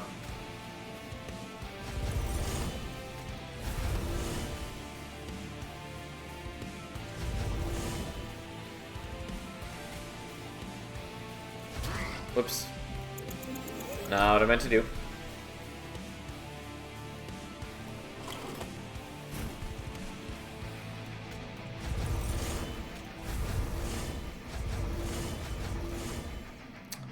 I keep doing this wrong. I know in my head the sequencing this is supposed to be, and I keep just getting ahead of myself.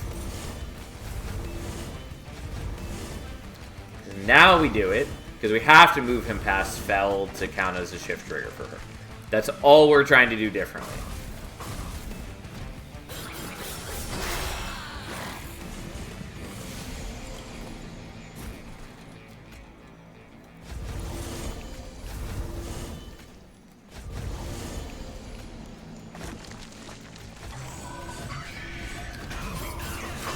Alright. Look at us go.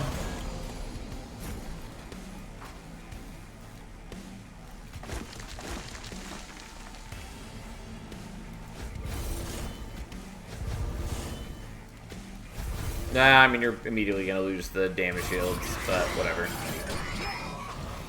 Should have done that differently. Again, my concern is largely minimal. Okay. Not that I had to do that yet. Should have done it next turn, but who cares? It's not like it's really going to change anything. Like, yes, I sap my dudes now. So what?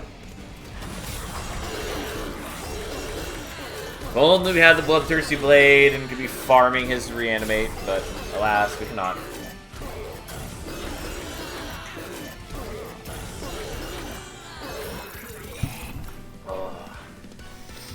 Alright, well, overall, this is working out well. I mean, I do like Everlasting Light quite a bit. I think if I am merging things, though, I want to merge the Cursed Twin Blade in for Fel. Which makes the Everlasting Light a lot less exciting here. Benediction is good.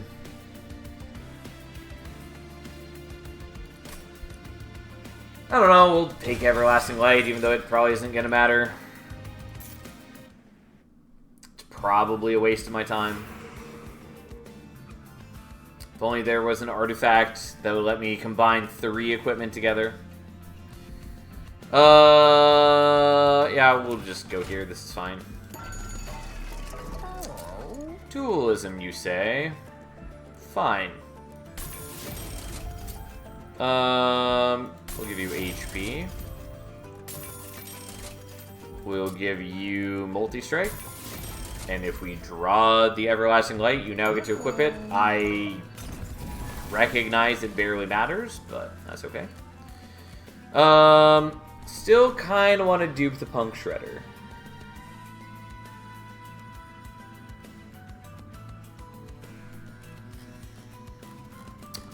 Yeah, I'm not like totally thrilled about it, but we're gonna do it.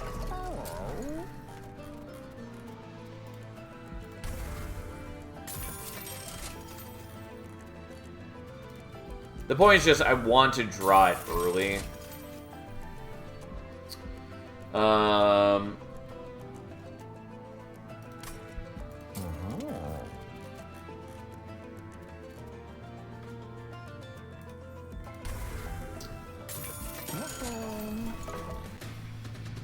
And here we are. Oh no, it's Strixon Hallow. However, shall we deal with such a terrible thing? I mean, I think they're a cool boss. I do wish that their variants were a little more distinct from each other, but that's okay.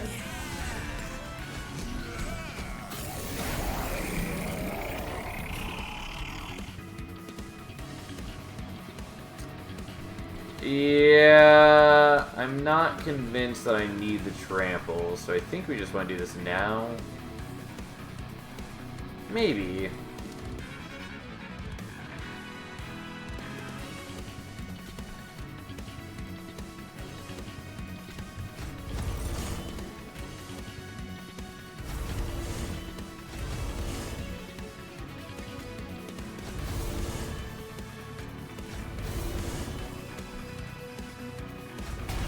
Yeah, we'll just do it this way, and we'll give you Cursed Windblade, though I maybe didn't want to, because I'll end the fight faster by just killing them, but that's fine.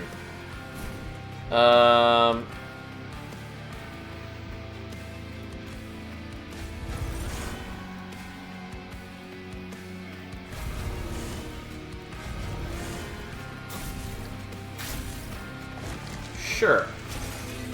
Still taking a little pyre damage because I'm ignoring the shards, but for the most part, we're doing okay.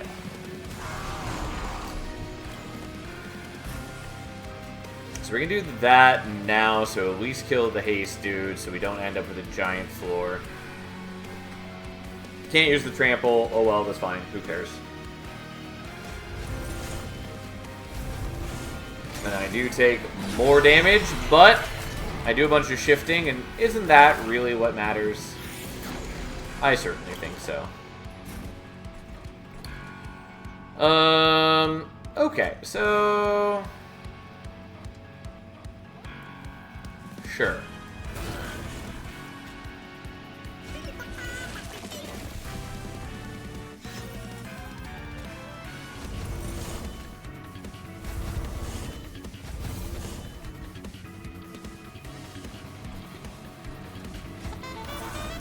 Yeah, I mean, like, we sacrificed the host guard, but we get the trample over here. I don't think we need the trample, but whatever.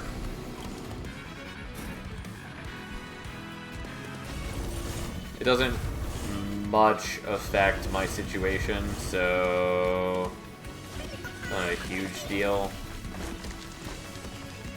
Oh, yeah, I did space out on this. Am I fine with just taking that damage?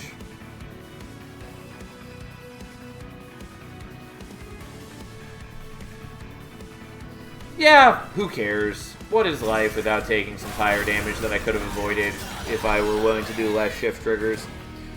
Or if I were doing slightly more damage to Strix, I could just have trampled over and killed them. And yes, it was a lot of damage. But I got, you know, 2 more shift triggers that I could have used instead to kill those enemies. If we were going to pretend was totally worth it.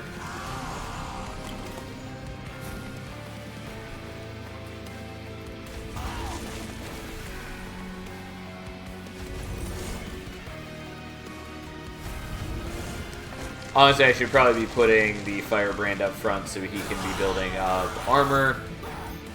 And so they get to attack in with the Everlasting Light. But where's the fun in that?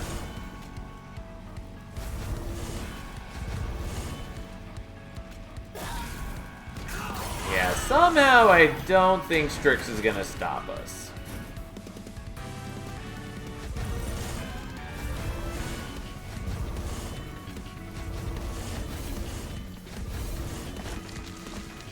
Alright.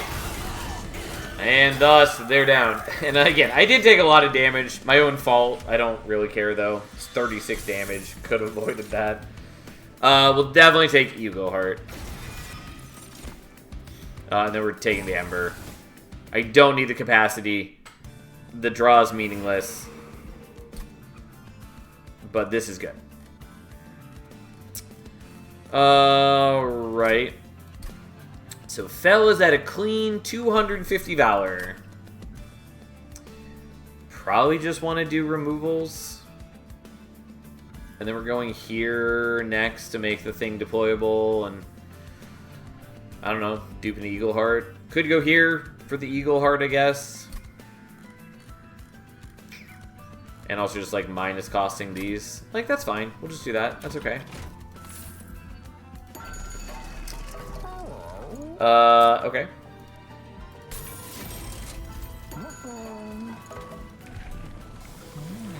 Yes. Now we have glorious, glorious more multi-strike.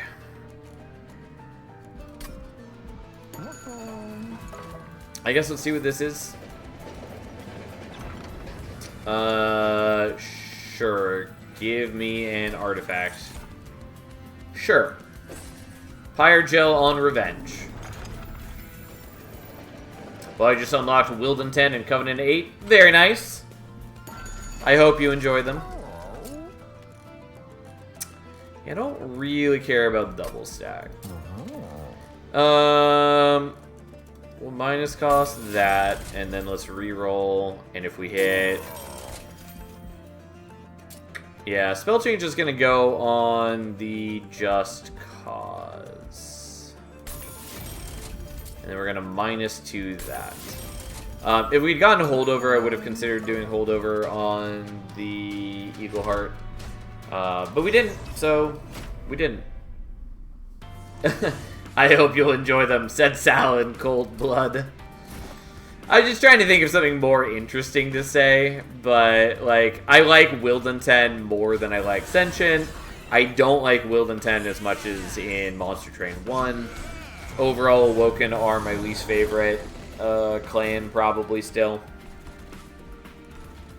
But, like, they still have their good moments.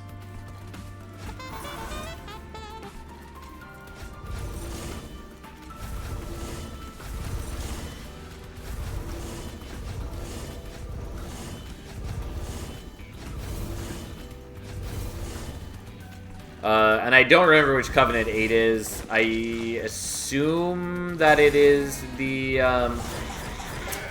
higher stats Covenant, which is pretty meaningful. But I don't remember for sure if that's actually correct. Oh, whoops. Didn't mean to copy that. I didn't look. Yeah. I just remember that... I mean, I guess I have the list right here, don't I? I was going to say, I know that Covenant 10 is the chosen enemies. And I knew Covenant 6 was the calcified Ember one, because people complained about that all the time. And 4 I knew was the bosses get new mechanic ones. But honestly, I couldn't tell you what the other ones were. But yeah, it looks like 8 is, like I thought, enemies were stronger. 9 is start at even lower health.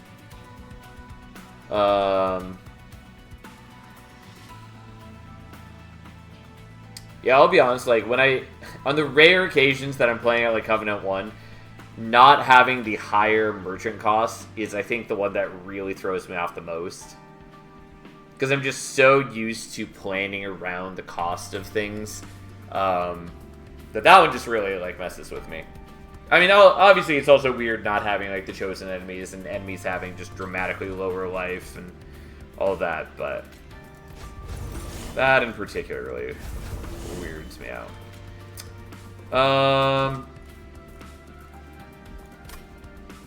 Yeah, I think we're going to do this instead of doing the Everlasting Light. Just because I don't want to be blocked on any of my shift triggers. If you weren't going to give them trample, you could have at least shown some love to the speedsters. Poor sacrificial lambs. Well, we did what we needed to do.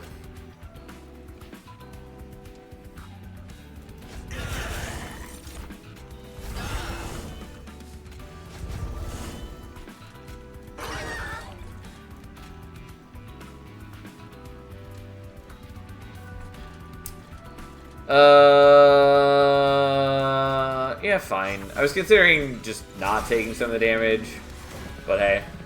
It is very satisfying seeing just a bunch of Pyre Gel proc on every enemy, I will say that. But, nonetheless, here's this. Kinda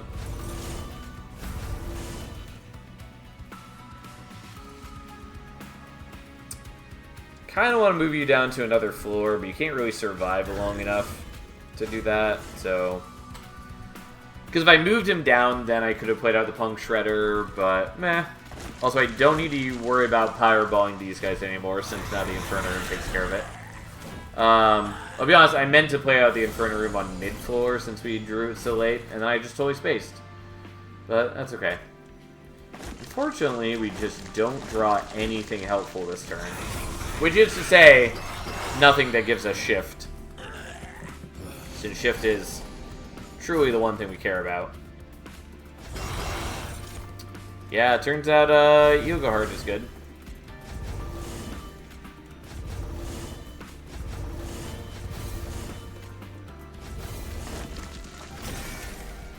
Like, it's a shame it's a consume card, but it's also very good reasons for it to be a consume card. Okay.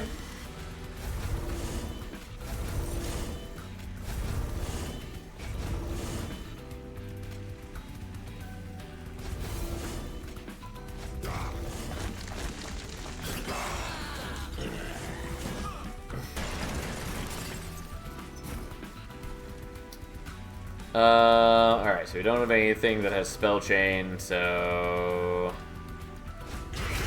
Here we are.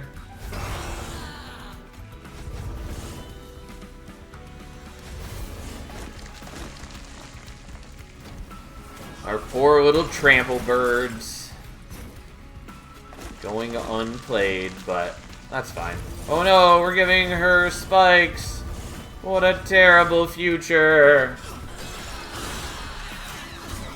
We then absolutely just beat her to death. Alright, well, that worked. Yeah. I'll take Tome of the Lost Path. We can't be stopped.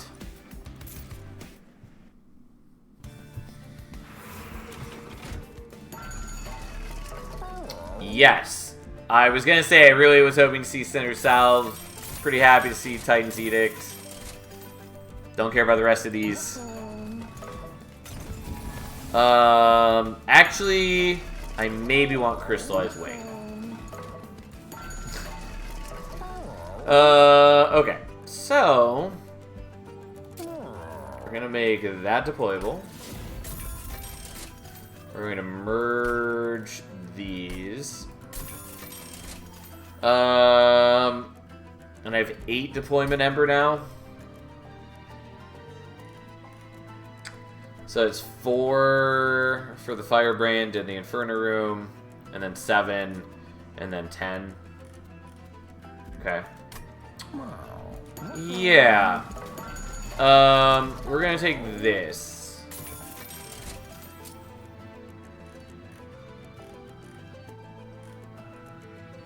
It's only like sort of helpful, but it's still cute overall, I guess.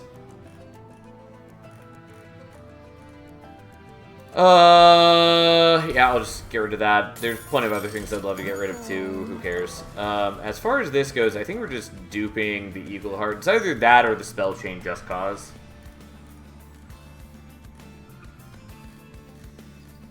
Maybe I do the Just Cause.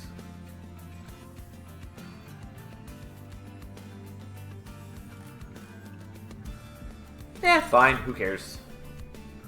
It's not like we're in any real danger here. We have everything under control. Okay, so that goes there. You go there. You go there. Oh, look. There's that. I didn't need to get rid of this shield steward. For some reason, I thought I did. Turns out, incorrect.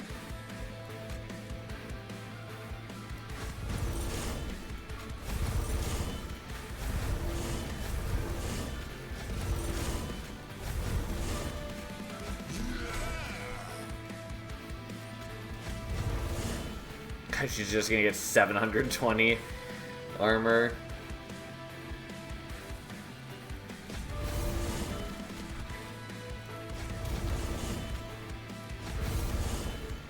Well, don't hate that. Don't love getting a bunch of corruption on my dudes, but realistically, doesn't matter.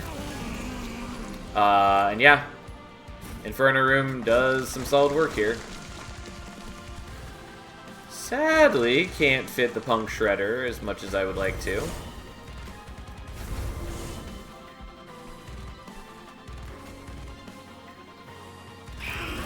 Alright, we're gonna do that so we can get rid of one of his reanimate early.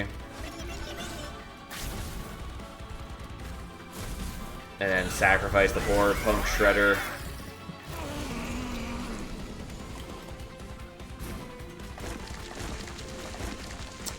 Okay, well, guess what? You have flight now. You also have flight now. And then we do some shifting.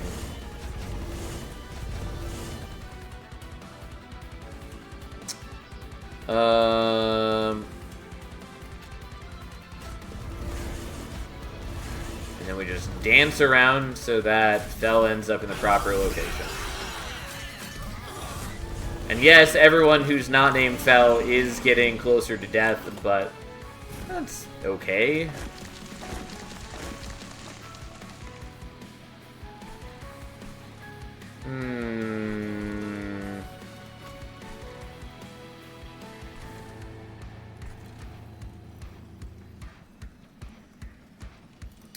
Yeah, I'll do this on you, I guess, so I can do that, even though I'm not convinced it matters in any meaningful way.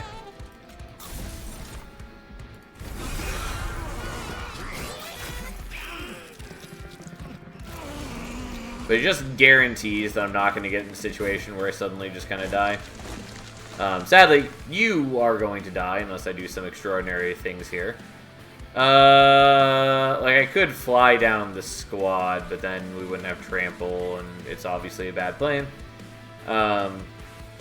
Kind of. Yeah, it's a bad plan. But we could do it.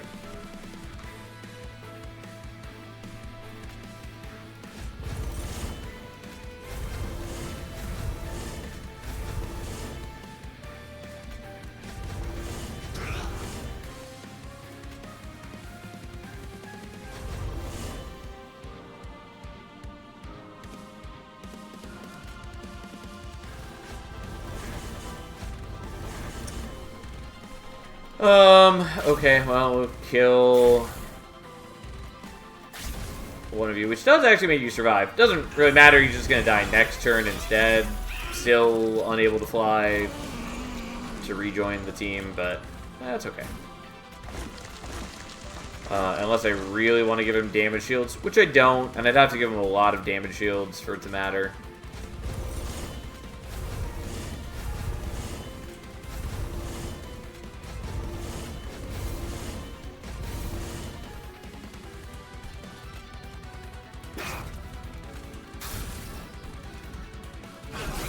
Alright, well, we're shaving off half of the remaining HP. Sadly, our host guard dies. Oh well. That's fine. In my last run, Animus of Blue with Strength Stone, Large Stone, Wrath, and Red Crown. Had 4 of them. Yeah. That will do a lot of work for you.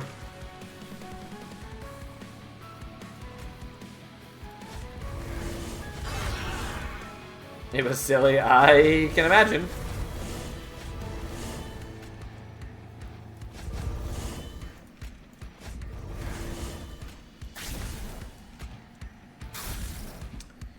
Alright, then we go into Relentless. And then we just keep farming shift triggers a little bit.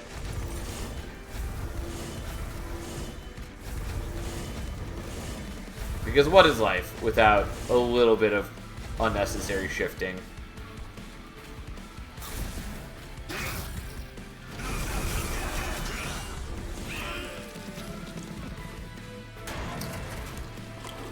Alright, and I definitely appreciate Sinner's Salve. Oh, man.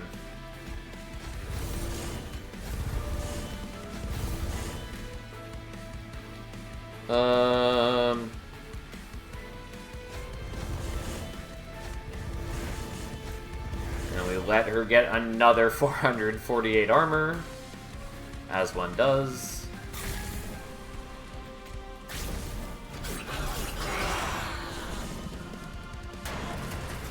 Is that what the cat says in the night about life and unnecessary shifting? I mean, honestly, already don't remember exactly what I said right there, but yeah, pretty much.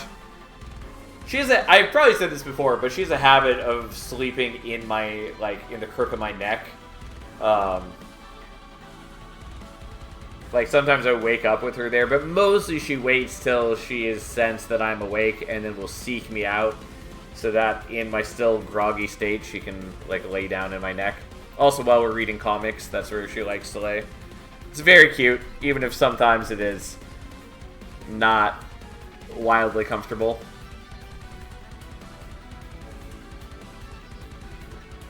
You said, what is the life without unnecessary shifting? That does sound like a thing I would say.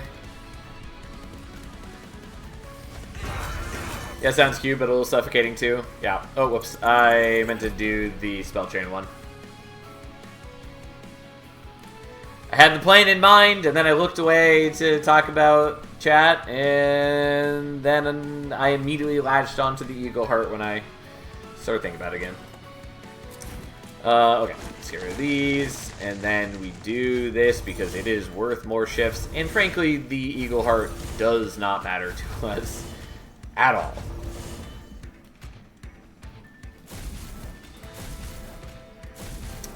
Alright. Just a mere 700, 3 times 4 attacks. And there we go. Alright. Well, we're only down 5 HP. And going into the Titans. I wanted to play the animation so I can check Fell's Valor. Okay. She's at 476 Valor. Not bad. Sure. We'll still play the Inferno Room. Play that. Play that. Okay.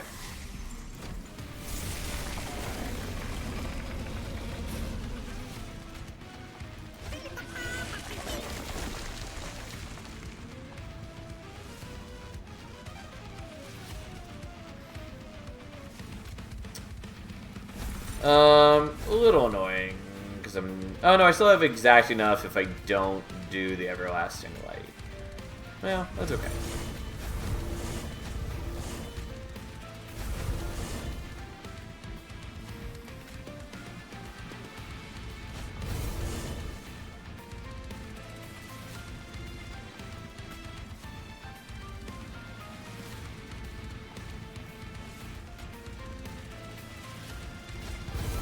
Not exactly how I meant to do this, but it's a way where I can get the maximal shifts while still having Fel end up in front, so that's what we're doing. And just turn 1, she generates 1,000 armor.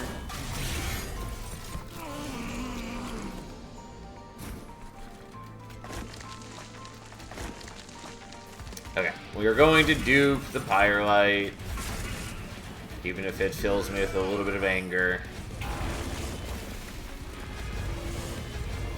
And there we go. And we get Pyre Gel whenever we take Pyre damage, which is cute.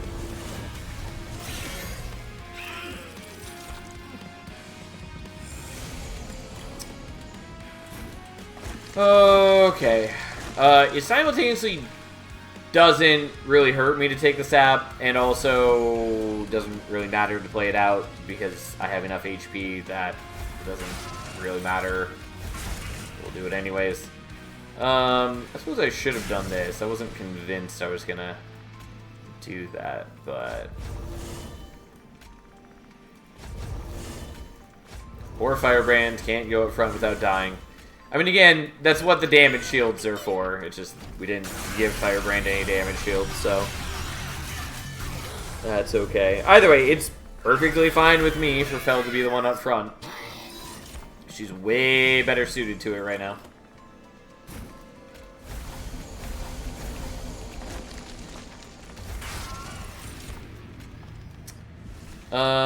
Okay. Have more Pyro. Or Firebrand got down to 0 attack. Which is a bit of a shame. Like, we have the Everlasting Light for them and everything, and that would be pretty good. It just also doesn't matter. Either way, next time Savagery shows his face, or when we feel like flying Fel down there, we can just kill him. We are purely just waiting.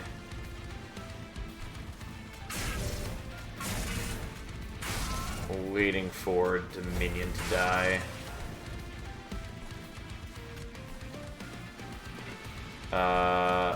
There we go.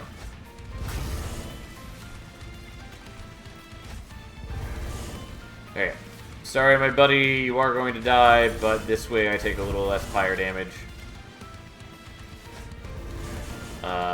That was the incorrect way to do it, but it's how we got the maximum number of shifts, so that's what we do.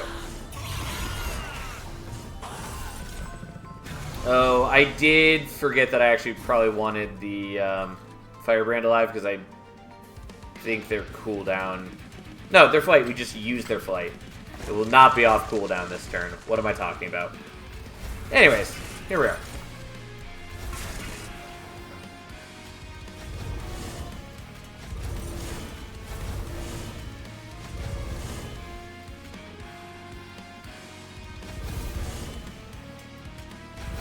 Alright, and then we just Eagle Heart Fel up there and she kills before they get to attack. Ta-da! Well, took 30 damage. Didn't see what turn we ended on. We murdered them real well and good. Alright, so what did Fel actually end at? 544. Not bad. Not bad at all. Yeah. Anyways, that was a run. I do feel a little bad that we basically weren't using the Everlasting Light, and our Firebrand was essentially a cheerleader. Not even like... We got good things for them, but, you know, just weren't actually using them. If this Firebrand had been a Demonic Fledgling or even a Battle Dancer, it would have been a lot more impressive. Still absolutely irrelevant, but would have been a lot better. The Host Guard also was, you know, cool to have around, I guess, even though he basically was just a glorified shift trigger every couple of turns. But so be it. Alright. What exciting thing do we get this time? Out of the corner of my eye, I saw purple, and I was like, you can't be serious that I have Pyre of Entropy a third time in a row. It's not. It's also not great, but at least it's not Pyre of Entropy. Once again, we get Under Legion, but we don't get Lion's Mane. Spawning Pod's not a bad start. Penitence Bloodsuit kind of is. And Fledgling is fine. I'm still a little baffled that there is like a community opinion right now that Demonic Fledgling is the worst banner unit in the game. Or actually, they just say worst unit in the game, flat out. Fully disagree with that.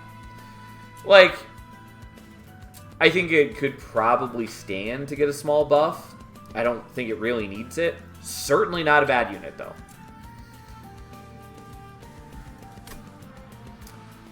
Okay, I was looking for Caprice's reflection in the first chest. How dare you?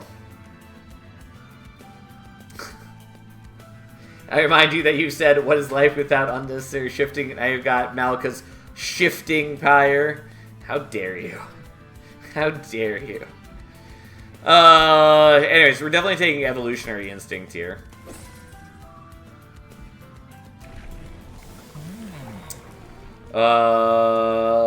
Yeah, we're probably taking Executioner. I wanted Hiveminder, but that's just because I always like Hiveminder. Also because we had, Spawning Pods, which would have been a good start for Hiveminder. That said, pretty sure we're going to do Executioner here.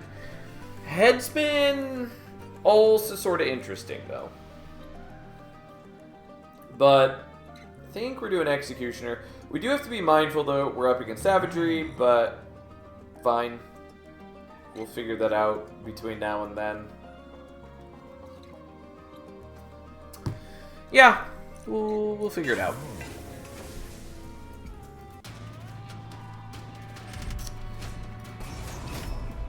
Oh, okay.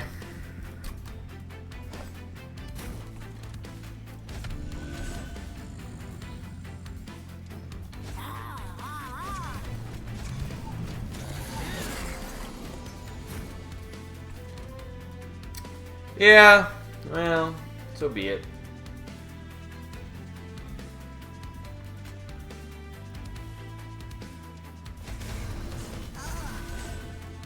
Still gonna take some damage because I have no way to get an additional kill here, but we're doing okay. Also, the Demonic Fledgling kind of cute with Evolutionary Instinct because he naturally applies 2 different effects to himself.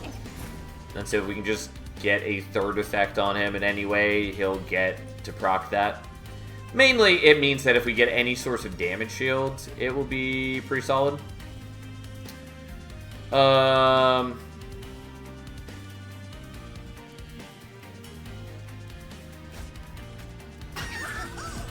Is that what I wanted to do? No. Is it what we felt we had to do? Yes. Either way, take a little bit of damage, but I got the Collector, and that's mostly what we care about.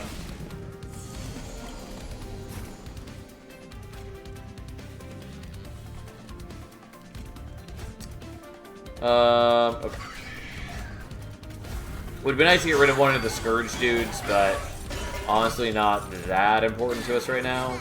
Although I would really like to build up more shift with you. But for the most part, we're in good shape. We're not losing a ton of fungi, and they are self-repairing, basically. Yeah, I'd like to do the shift, but I don't think I want you up front. Maybe I do, actually. Take a little bit of damage, but you don't die, and you just Valor to replace the health lost. Oh. Here we are. We make fairly quick work of the boss, since we just kind of beat him to death.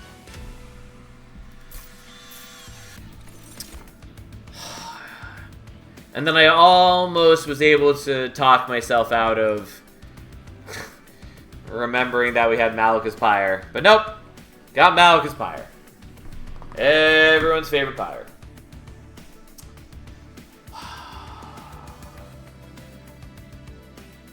Kinda want the green recruit.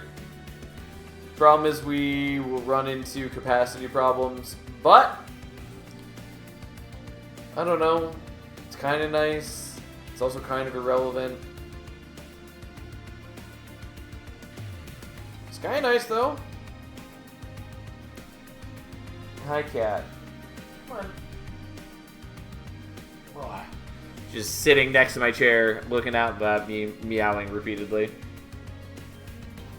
She can jump up on the desk, but no, she wanted me to pick her up. Anyways, I'm pretty bad that Rot here has Spell Chain on it. Technically, sort of usable if we put the -2 on it, which is a thing that I've been known to do with Rot. Not what I want to do here, but, you know, it is a thing that could be done. If we were doing, like, Moral Mistress, I'd be happy with that. I'm sort of leaning towards the spawning pods. I'm just trying to imagine whether I actually want the green recruit or not. Especially with the evolutionary instinct, it is nice that it has the reanimate, because if I can just like apply Valor and like one other thing to it, it will get a bunch more reanimate, and then that's a bunch of things. Was Cat tier 3 emote earlier? No, I don't have anything set to tier 3 because I just don't expect most people to do tier 3, and I don't have enough emotes to fill all my slots anyways. So, no. I do still want to make a lot more emotes, but again, I have not done so for a variety of reasons. But maybe soon. I don't know. We'll figure it out. I said I thought Cat is tier 3. No, I think it used to be tier 1 for a little bit, but it's tier 2 now, I believe.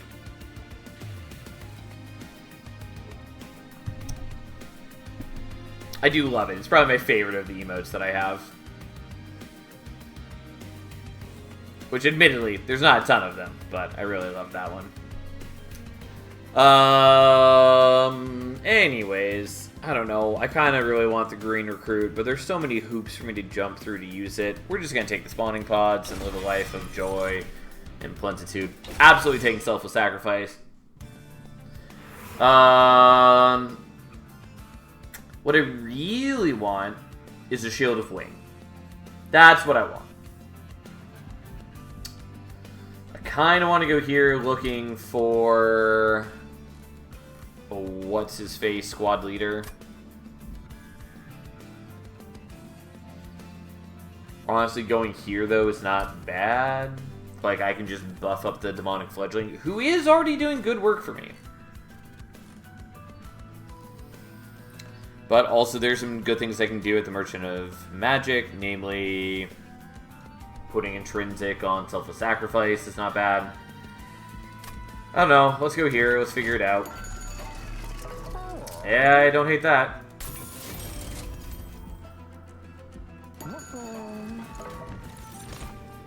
Technically should have looked at this first. Either way, don't care.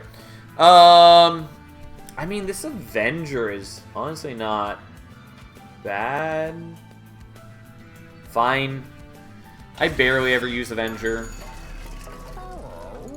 It's an okay unit that I just don't care about. Thanks for subscribing to tier 2, Tom. I really appreciate it. I hope you enjoy the cat emote.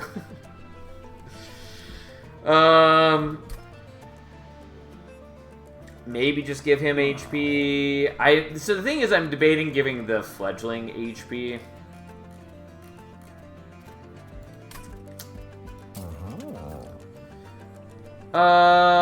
Yeah, that's fine. We'll do that. Especially since it's a knockback Archeon. I mean, whatever. It's okay. We'll figure it out. I'm not, like, in bad shape right now. I'm just trying to future-proof mainly, and I don't have great answers yet for a number of upcoming problems. Oh well, so be it. That's life. Just slightly wrong.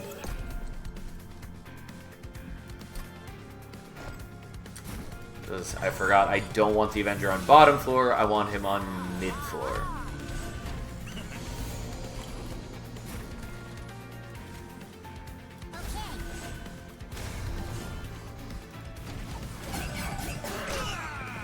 Technically, due to regional prices, tier 2 sub here still costs less than tier 1 in USA. Interesting.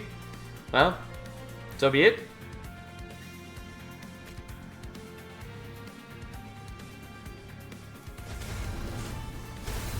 Alright, so he gets to propagate all that, which is pretty cute. And then we're going to do that, even though maybe it's better for me to just make more fungi.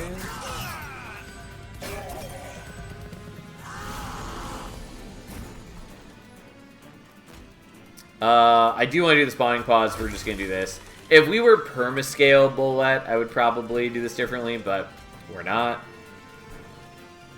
And then we'll just get rid of the blood suits. I do not care about saving them for later. Just don't care.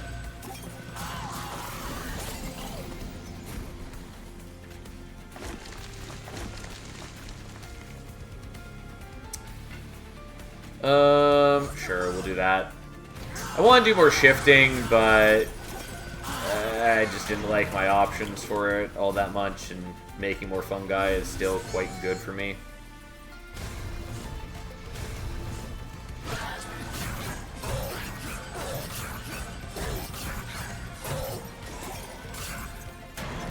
Alright. He's still got melee weakness on him. And we're just going to beat him to death. Ta-da! Look at us go. Do like the loam coat. Very much like the glow up. Unfortunately, don't love the permafrost. I mean, it's fine. It's really not what I want, though. Spawning pods with intrinsic isn't terrible. Is it possible to make show the cat channel point reward? No. Because just for a lot of reasons, I feel like that would be too disruptive, and also for the cat's sake, I don't want to have to go wake her up at any given moment and or find her. Especially because sometimes she sleeps in the closet, and I don't want to have to go into the closet to grab her.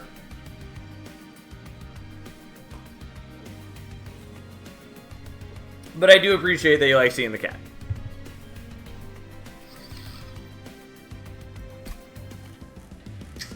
I think we take the glow up, even though I don't love the situation that's been presented. Divinity is not bad. I'll take Divinity, even though it is annoying in a couple ways. And then we're going to go here. I already upgraded my things. Obviously, I could do more upgrades on other things and maybe get a new banner unit, but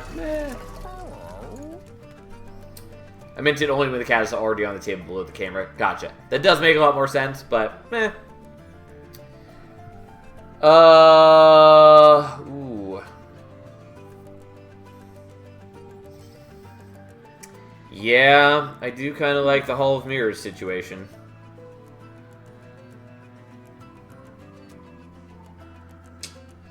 It is awkward, but it's also great.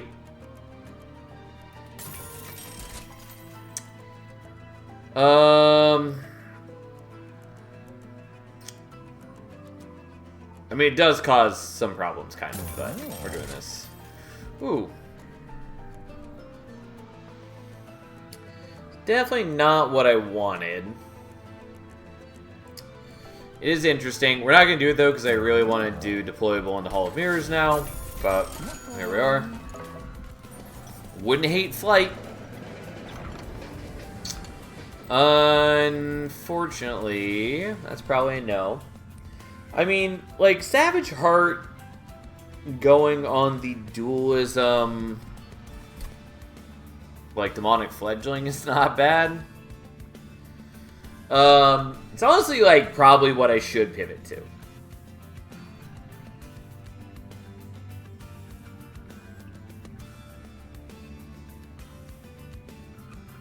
Alright, have a nice night, Fury.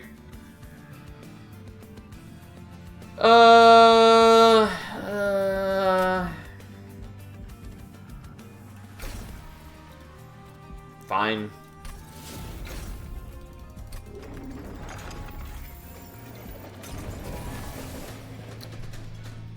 Okay, well, here we are. So, gotta get rid of that. And now we got the big, beautiful roulette situation.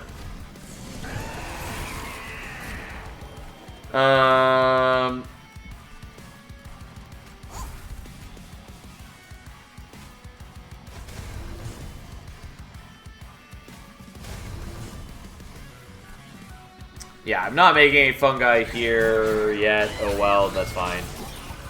I need him to stay in front so he can start getting hit by enemies. He is unfortunately going to get knocked back here, which is a bit of a problem. Because he'll end up at much lower HP. I don't have to do that. On the other hand, I'll soon-ish get to give you damage shields. Because like the other options, I just move this up front. I make so he doesn't take a couple hits. That's legitimately probably the better option.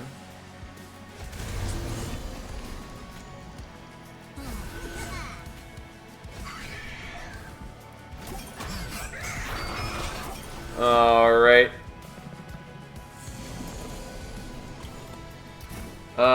Fine. Have that. Who cares?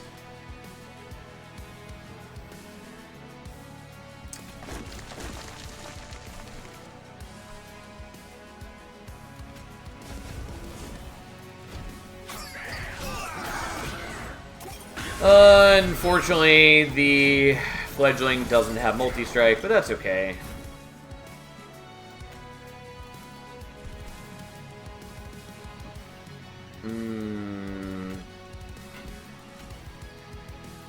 Well, I'm going to take some pyro damage, and some things are just not going to be the way that we want them, but that's okay.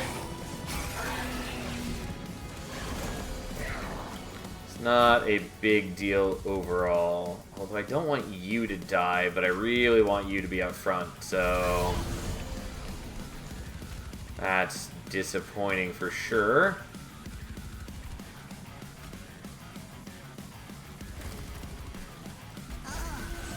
Yeah, unfortunately he's gonna die, which means that we don't get to get double siphon triggers anymore, but realistically, who cares for the most part?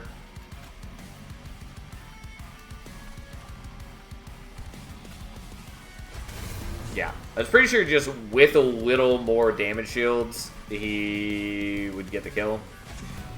Which is good, because the rest of my situation is a little awkward, because I kind of sacrifice a lot of my power to set up some other plans. Okay.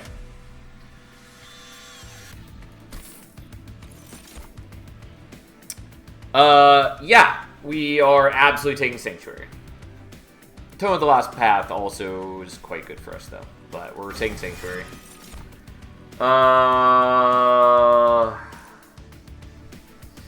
Yeah, I mean, I do want the squad leader.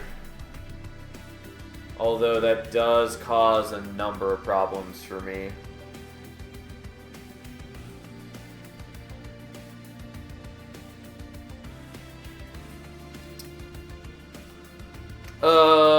Yeah, not sure how to manage that.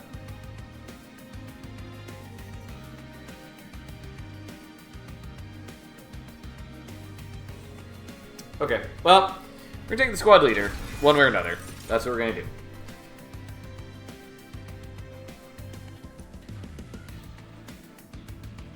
And I do really want that.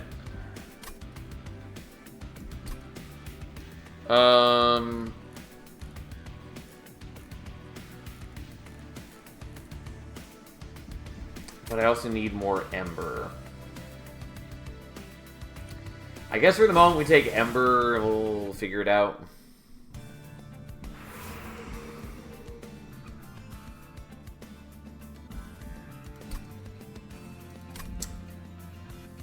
Yeah, I mean, Merchant Trinkets can have some good stuff, but I very badly want to go here. Yeah, Intrinsic being kind of one of the #1 things. I really want it on Sanctuary.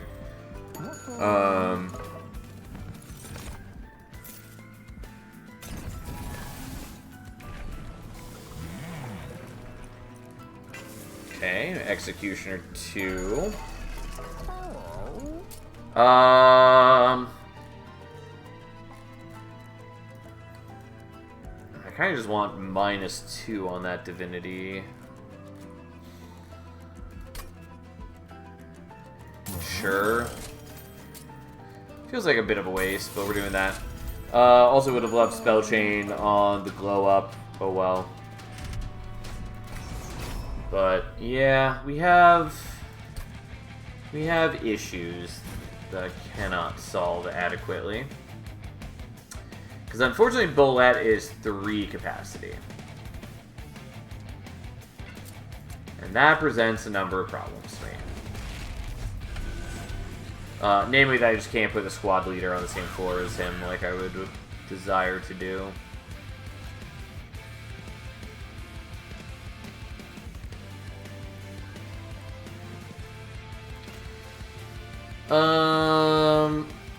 Yeah, I'm gonna play these guys out just so I can play more of my cards.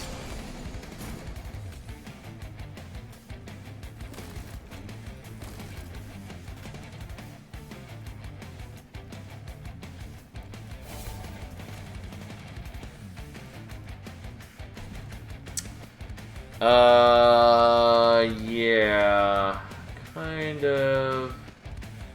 Oh no, this is fine.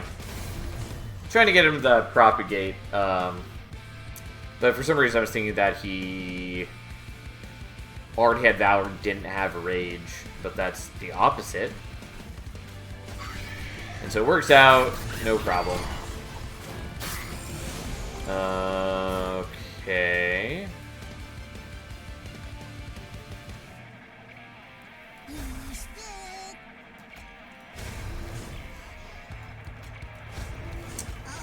Yeah, I would like to get rid of the Calcified Ember, but it's also pretty important to me that I just get my guy to stabilize so he's not losing a bunch of health. Because I want him to be able to block hits for a while, basically.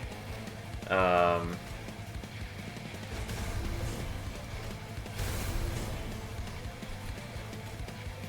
that, turns out, is fairly important to me.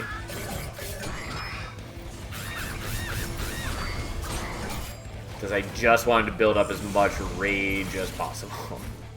That's what I want. Unfortunately, can't get a third status on you. Because that would be nice. Can't do it, though.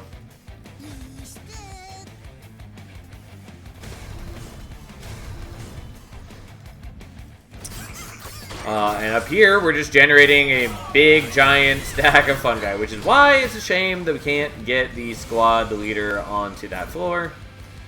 Because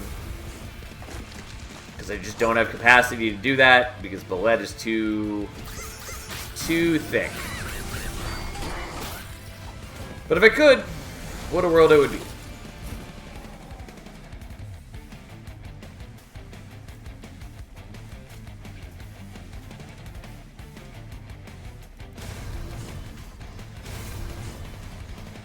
God, I really can't get through more than that. Well, I mean, they do a lot of damage and they shred my damage shield, so I guess it makes sense. Well, fine.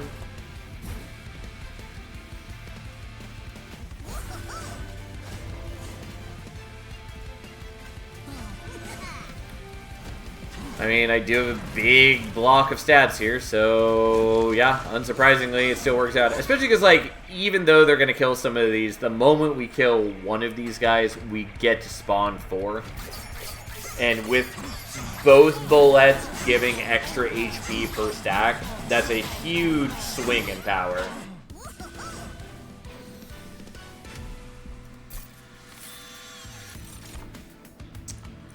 I mean, you're bad. And I don't think you're good enough for me to care about, so no.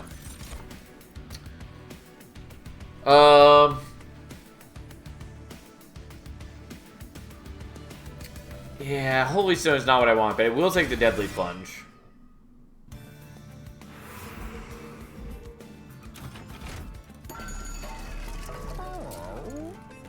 Yeah, Holdover and Glow Up is not bad.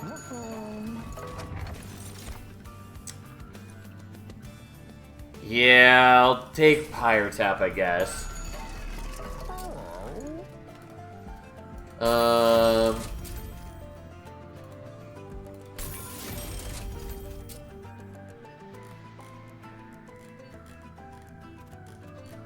don't know, who cares? Should probably be removing things. What's coming up after this? Merchant of Arms. I'll wait, I guess. And as far as duping, I could dupe the Demonic Fledgling. Kind of want to do that at some point. Not now. I might just dupe the Sanctuary. I think that's maybe a fairly good, important option. Yeah, I'll do that.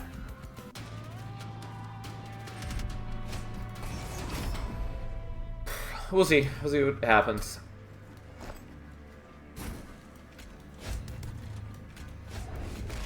Still wish I could get squad leader on that floor, but I just need other things to happen before I can do that. We'll set up there.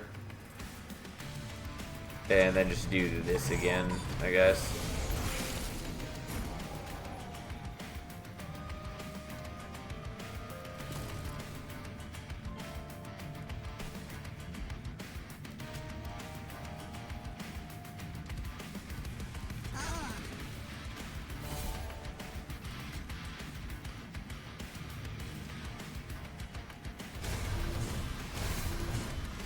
Yeah, could do the Sanctuary again. We're not going to, though, because I don't really need to burn the HP for that yet, I don't think.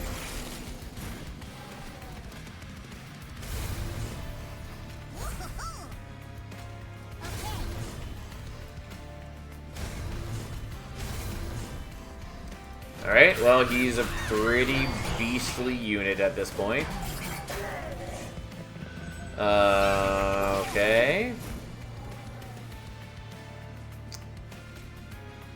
Well, I really want you to die. I'm not wildly happy about this, but here we are.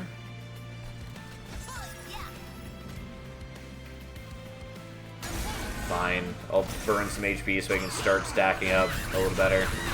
Because I'm wasting a lot of power on that floor, not killing anything.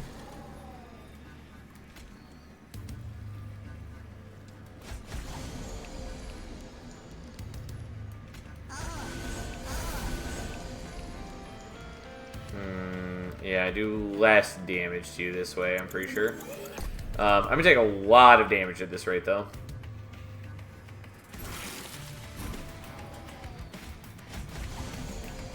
Yeah, because, like...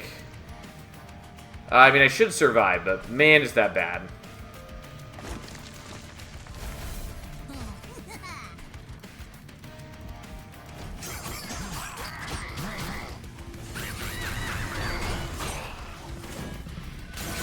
Oh, I forgot that it was, yeah, I survived it, but I forgot that it was Heaven Seal, which made what I did absolutely meaningless. I should have moved the wretches up front. I survived at least, but absolutely fucked that up.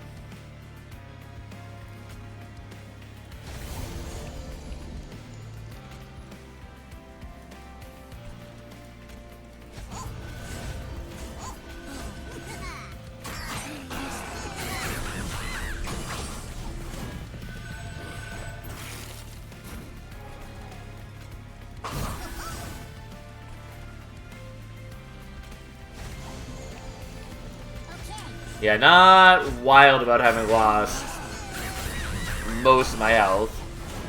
I wish I didn't die from it. That would have felt exceptionally dumb, but wasn't great. I can tell you that much.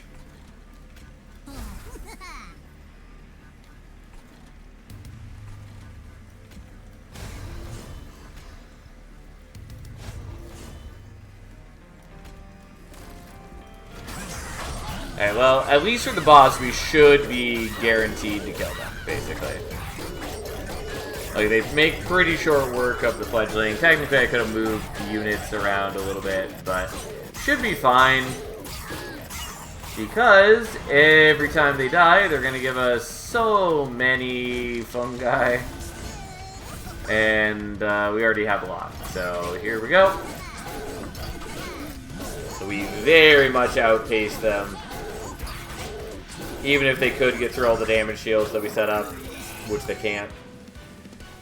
We, yeah. But man, took so much damage. It's really bad. I'll take a grow room, I guess. Heaven's Word, but also Shield of Wing. I badly want Shield of Wing. The problem is I can't give it deployable. We're going here at least. I'm healing, and that's something.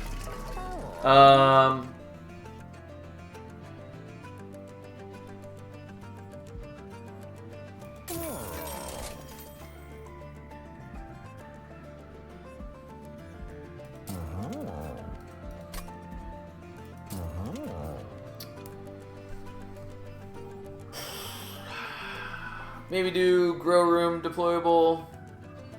Probably doing that. The problem is I really want to draw a Shield of Wing at the beginning.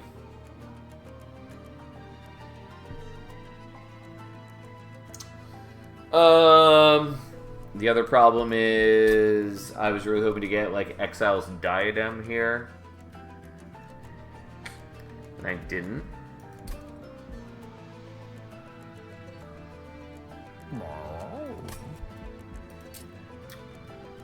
I guess I'll do that.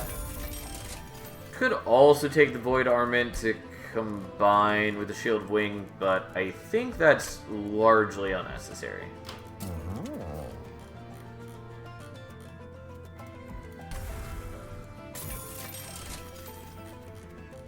I think what is somewhat necessary, though, is making my deck not as bad.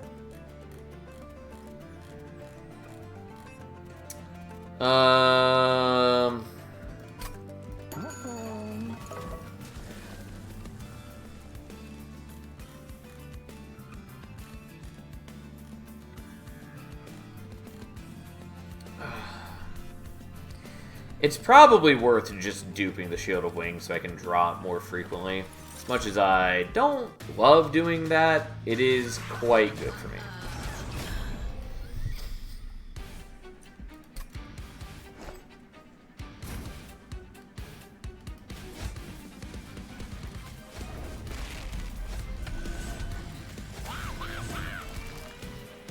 Also forgot that I'm using the Hall of Mirrors, which makes the Grow Room a little less good. It's still decent for me, just in a different way. Okay, well. There's that.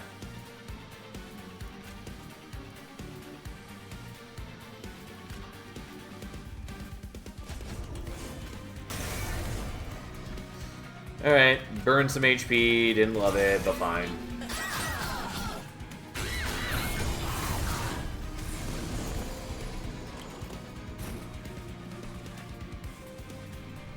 Alright, and now the fungi grows beyond compare. Sadly, you don't have a damage shield on you, but that's okay. Oh, and you survived thanks to damage shield, but you will die in a moment.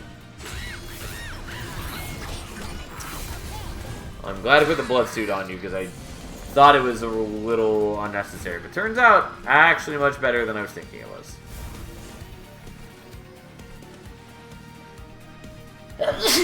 Excuse me. Ugh.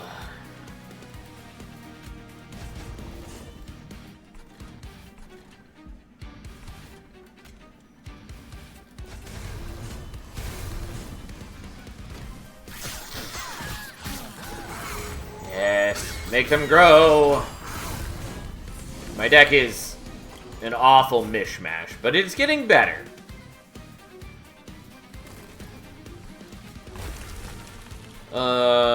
It's certainly getting better. Whoops. I, for some reason, thought I had more Ember.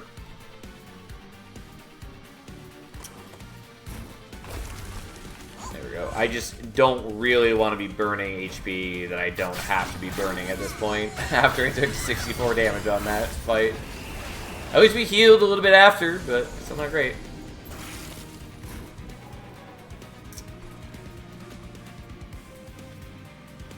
Yeah, I'll give you the other Shield of Wing. Not a ton of reasons not to.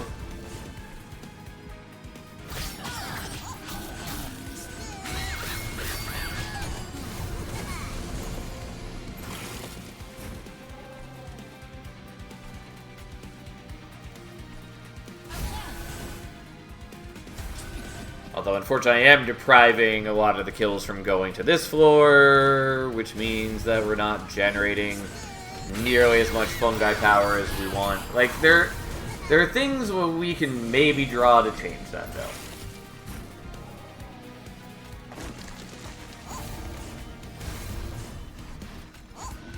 Oh, I am not killing you. Well, that should be okay, maybe.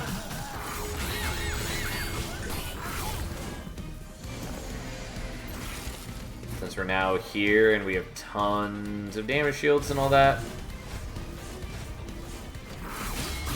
It's fine. Everything's okay.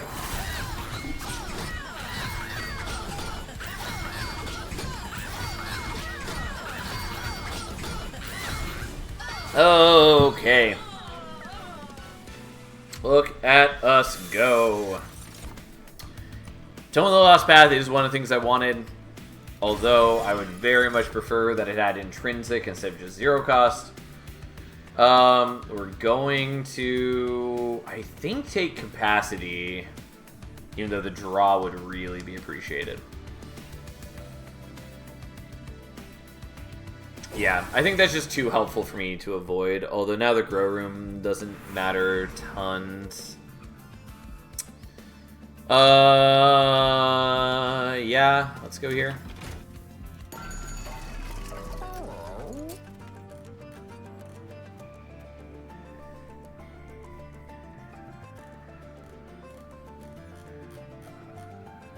Yeah, I can't do spell chain on the glow up.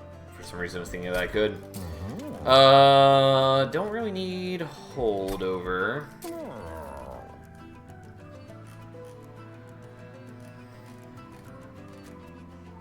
Might do spell chain on the spawning pods. Might do spell chain on the deadly plunge, especially since it has holy stone, so even if I am playing it with pyro tap, it is effectively free. But I think we're just gonna do this.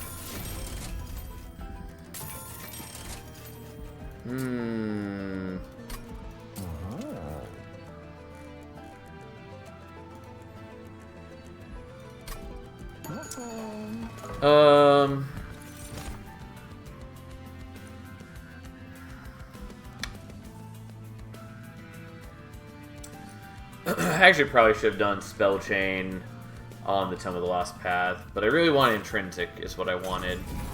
Also kind of wanted Cursed Twin Blade there. Probably should have taken it. I didn't. Highfinder's cube, but we're gonna take Executioner 3, and we're gonna roll with that. Kind of want the Holy Stone, but I think what I really want is to thin my deck dramatically. I think that's what I want above all else.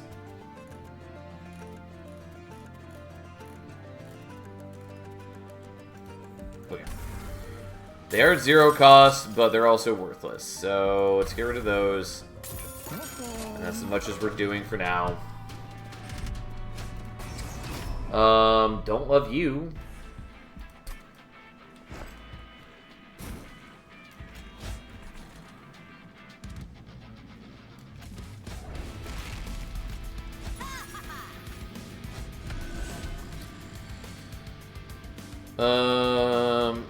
I was like, why do you not have Endless? But it's because you're cardless and you can't have Endless. That's why. Okay, I'm not gonna play the rest there. Alright, most excellent.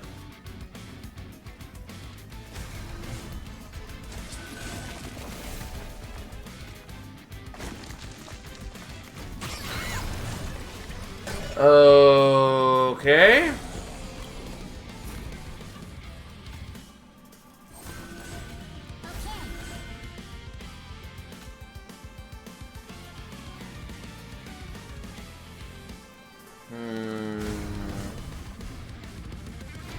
Yeah, unfortunately the silence does mess with me, but we should be overall okay.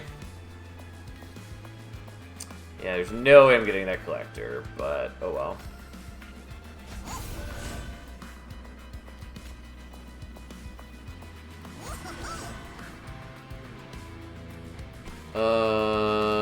I mean, whatever, we'll play that out. I could be playing more things if I were using the Pyre Tap. I don't want to be using the Pyre Tap, though, unless I have to. Like, I don't mind burning a ton of HP later, but there's also no reason to do it now.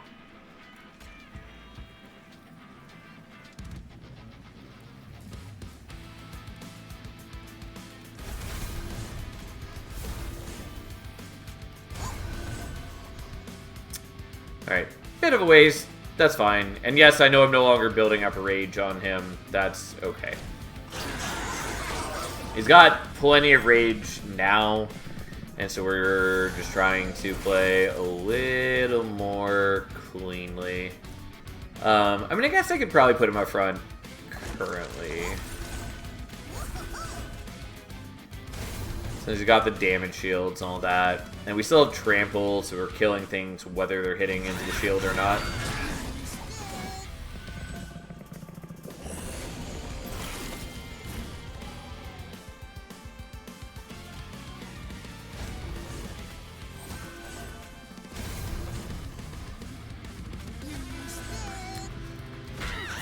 Unfortunately, we missed out on the rage triggers, oh well.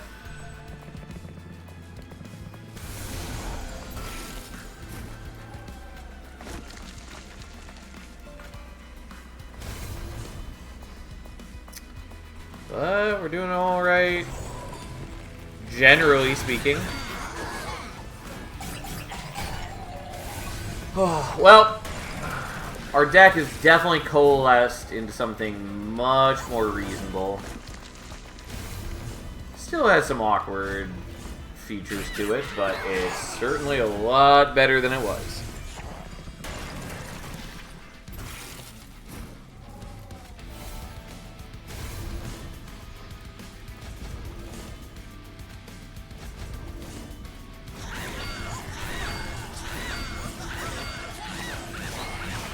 Borax tries to murder us, but he just ain't got nothing on us.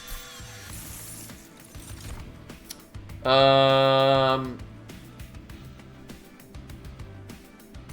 mean, Dig Deep is okay. Fertile Ground.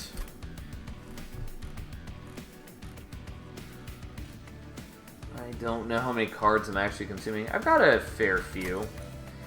I'll take it, I guess.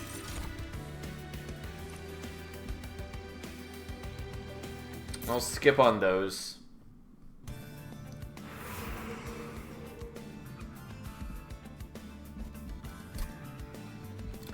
I guess I'm going here. I don't know. I'll figure it out. Sure. Don't hate that. Ancient Pinion seems unnecessary for me. Yeah, fine.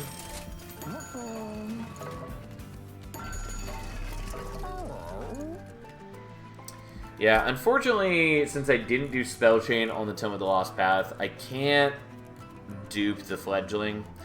I wasn't sure that I wanted to, and by that I mean I was pretty sure I didn't want to, but now I find myself kind of wishing that I did.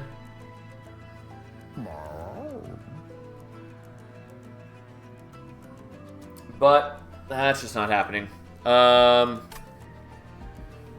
Unless I roll another Hall of Mirrors here, but that's not actually feasible with how much gold I have.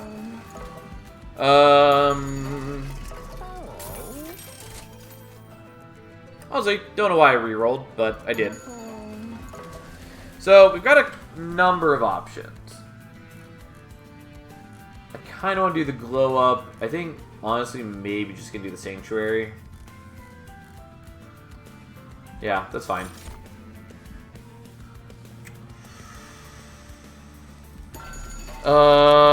Yeah, I can't do anything, so here we are. We should be okay. I'm probably gonna have to burn some HP with the Pyre Tap, but for the most part, we'll make it through.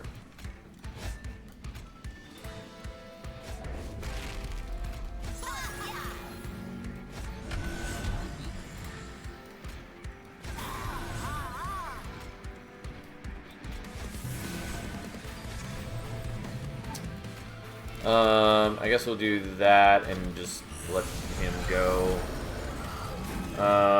Well,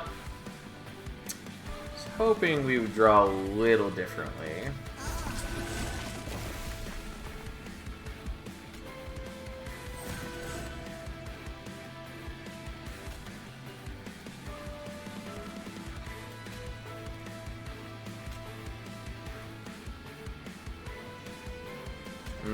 Not the most helpful time to draw that, but I will do it, and I'll burn... I'll just burn more HP, I guess.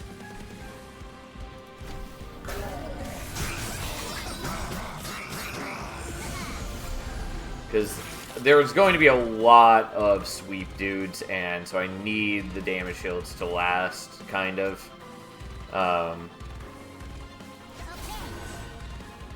It will matter a lot less eventually, but still overall is helpful. Honestly, I'll do that. I wasn't really planning on it. I do less damage on because I'm not giving the melee weakness, but that's okay.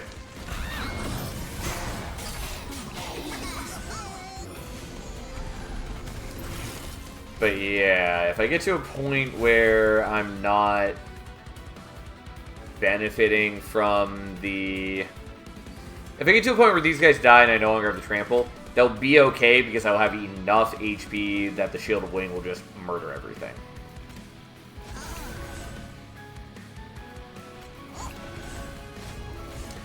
And I was going to fly you down, but honestly it's okay if you just sit there on mid-floor currently.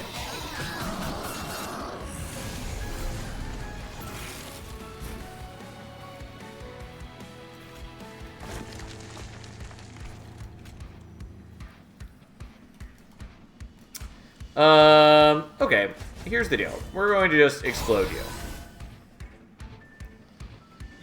Unfortunately, still having some things die turns out not actually that helpful. But that's okay.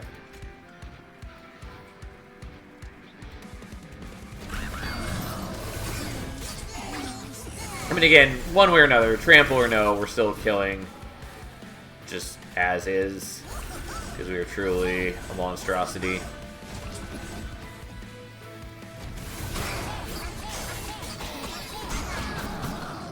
And we're generating decay while we do it, which is pretty cute. Just for good measure, we'll do that. Actually, I do want you up front so you can get the perma rage. But yeah, here we are. Look at us go. I did burn some HP at the start, but for the most part, a very good fight for us.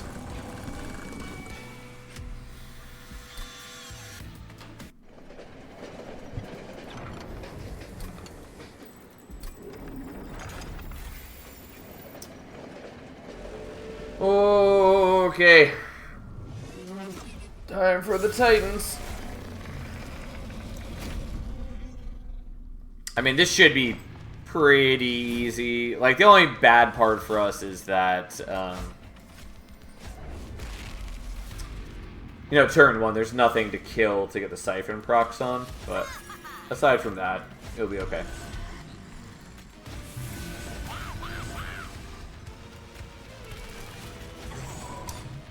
Just for good measure, we'll burn more Pyre HP, that's fine.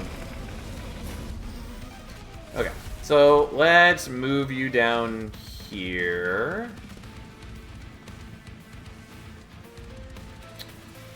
Yeah, I have to do it in this order so that you exist first before I start putting up the damage shields. I should have done the sap first, I guess. Well, it's going to work for the propagating now, I suppose. Which is nice.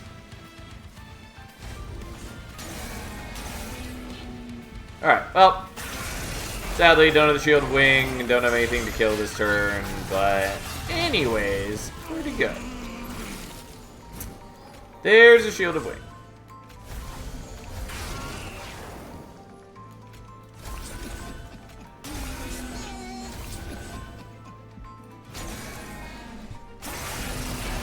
I am burning a fair bit of Pyre HP, but meh.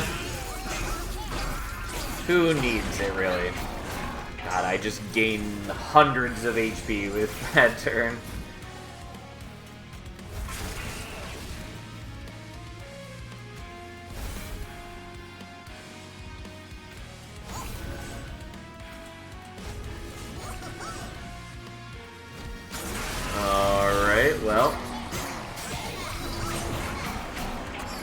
turns out having 2 Executioner 3 bullets is it's pretty good. It's pretty good. I mean, this is why we took the Hall of Mirrors when we could.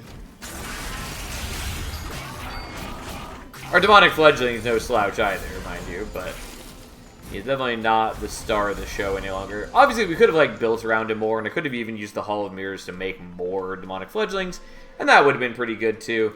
There are a bunch of other routes we could have taken this deck, but I'm still quite happy with what we did. Should have played at least one of the spells on a different floor. Not a huge deal. I was gonna say, sadly, we don't have Savagery here to do, 1,000 damage to. Doesn't actually matter. He's already at 1 HP, but would make me feel better.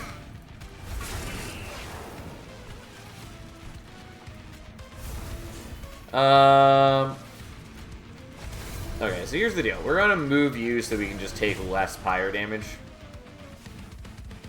Also, the Fertile Ground would spawn 10, which is pretty cute. Which is 120 HP.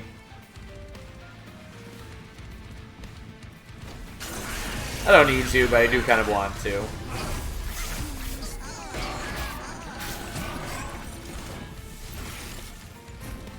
Yeah, I gotta say, new Executioner Bullet is just so much better than old Executioner Bullet. It's just undeniably better.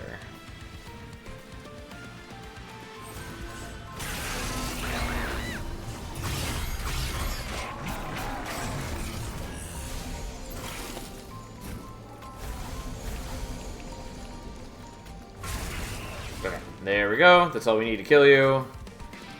Just for the sake of it, we'll move you down here. And we'll just let our giant fungi tower stand there intimidatingly. Oh, man. Yeah. Oh, well, that was a run. I enjoyed that one quite a bit.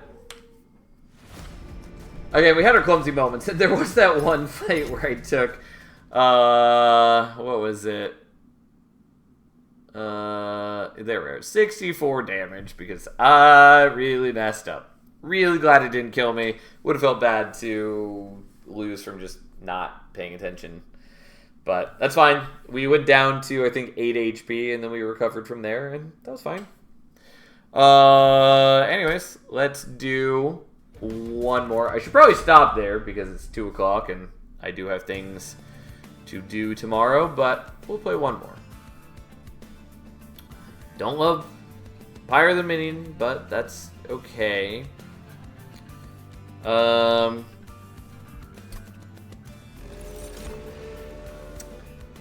Chomper's kind of interesting with Queen.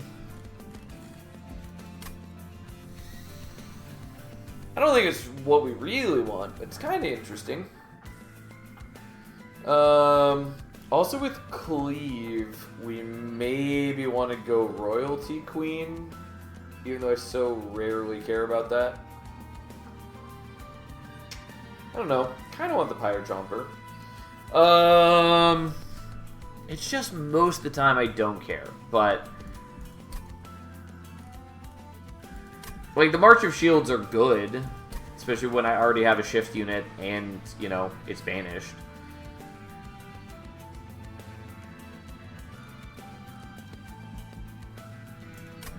I don't know. Fine. Take Pyre Chompers. Yeah, I mean, I could go full shift all the time, and that could have been good. But we're taking Benediction. I will take... I don't have a Fledgling Imp.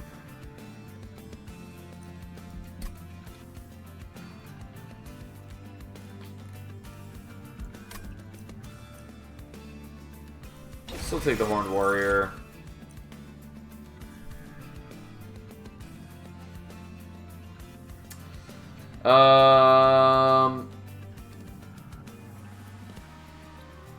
There are some vaguely interesting things I could do with Avenger, but I don't think we want to try to do them. And I really hate having two 2-cost banner units right at the start here. So I think we're just taking more Battle Dancers. I don't know.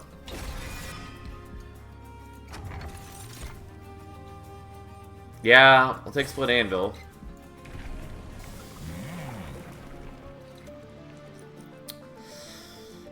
Yeah, give me that Imperialist. We'll see what we can do.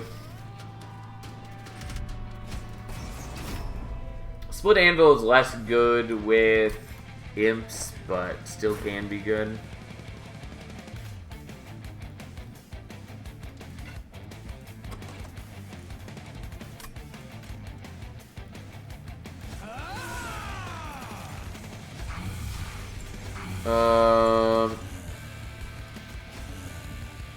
Yeah, I mean, the Battle Dancers are kind of worthless when I didn't take any of the shift cards. But hey, so be it.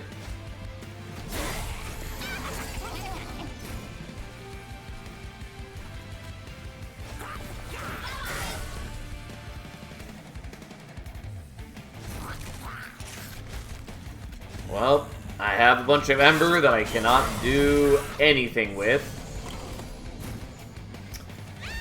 And now I have a bunch of Ember that I can do something with.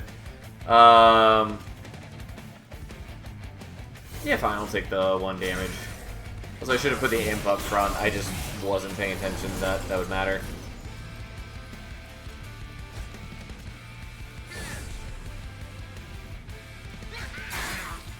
Ta-da! Here we go.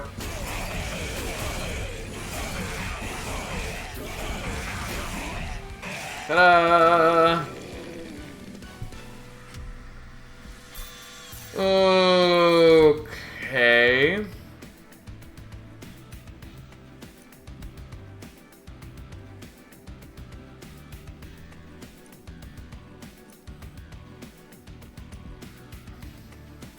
I really want Fledgling Imp, but that's maybe fine.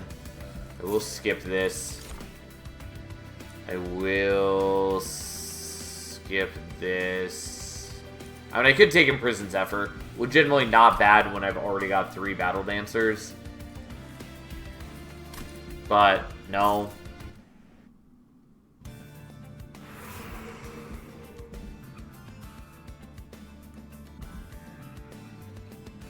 What I really want is, like, Spike the Hellhorns.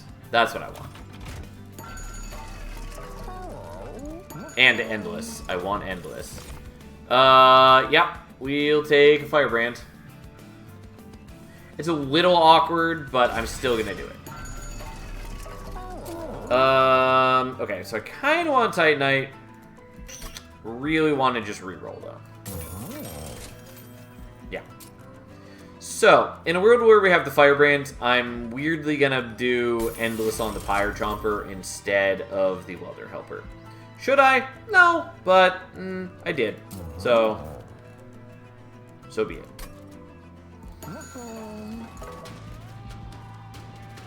Again, it's... I mean, like, it's sort of okay when we've got the Benediction, because, like, it's a high-cost thing. Also, I do have Split Anvil. Need to remember that. But anyways, here we are. Whatever. We'll figure it out.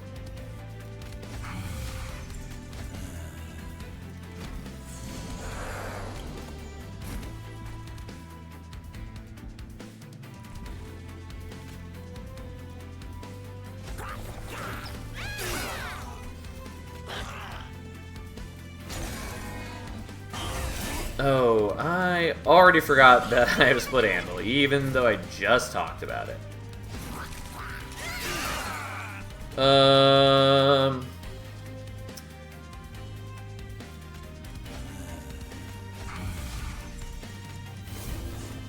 well, I take less damage this way. Again, I'm sort of okay with taking some damage. I'm glad I got the Collector.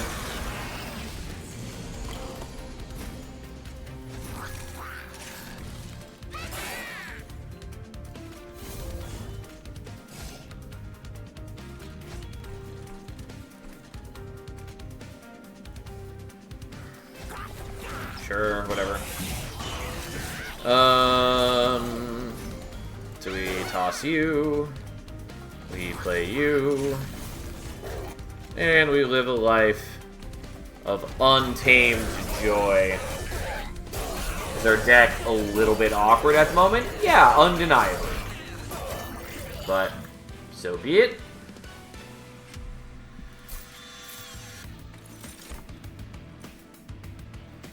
Sure, I'll take Fortified Pauldrons. I mean, I do like Sanctuary. Sure. Sure. Doesn't really solve my issues, but...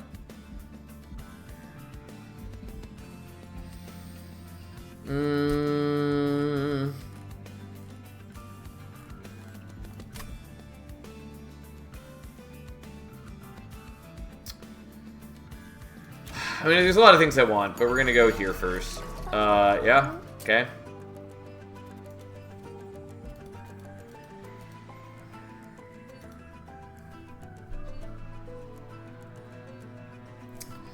I think we're gonna do this.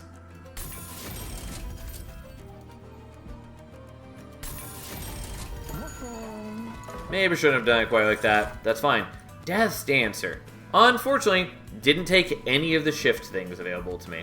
Could have lived that life. Would have been quite good. Doing alright, Tiny.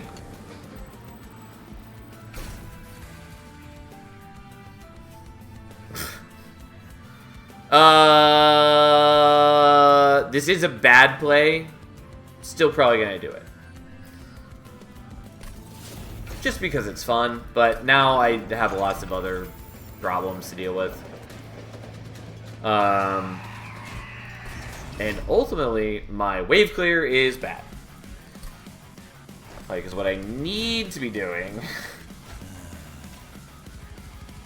is I need to be playing the cleave more often, among other things.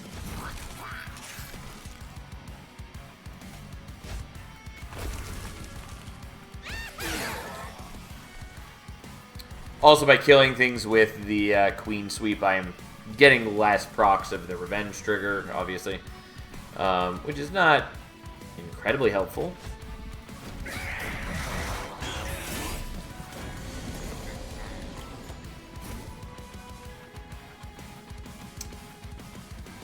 Yeah, well, I'm still gonna do this.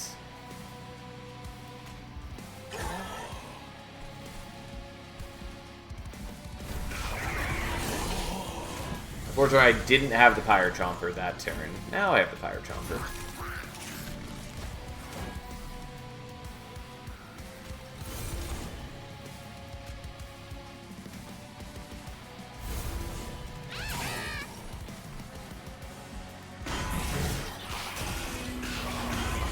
Yeah, he does a little bit of fire damage to me. Whatever.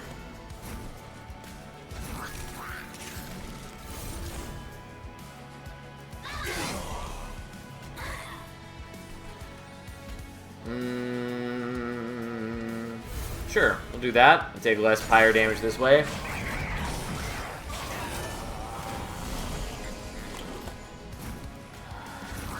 If only you cost less, that'd be nice. Because then you get minus cost by the Benediction, which you did not.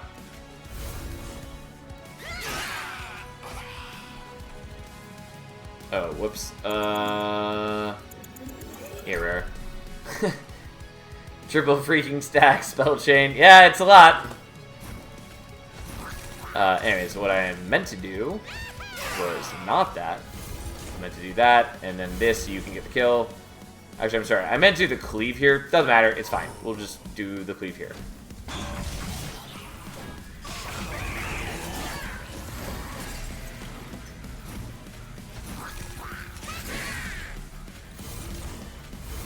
There we go. Even with his multi-strike, takes him a lot of effort to chew through our damage shields. And then I still got the armor underneath. Yeah. I'll take Spike of the Banish, maybe. Not what I wanted, but it is what I'll take. And then I'm going to take capacity for reasons. Okay. Kind of want to go here looking for imp artifacts, but we are gonna go here for reasons, I guess.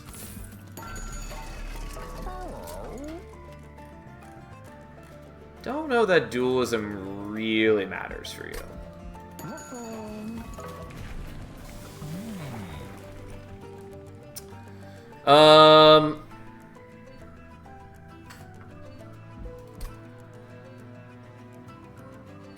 Yeah, I do want to go here, but I also really want that dupe. Because the next one isn't till there. Okay, whatever.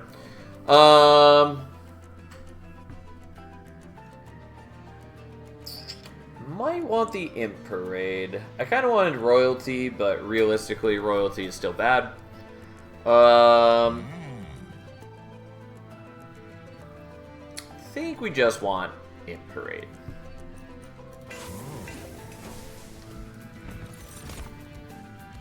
I mean, Everlasting Light's kind of cute. Mostly isn't gonna matter.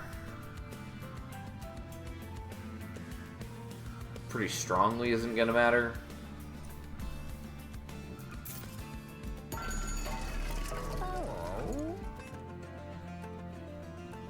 Wasn't really paying attention that I am up against Entropy, which will be maybe a bit of a problem. We'll figure it out between now and then, though.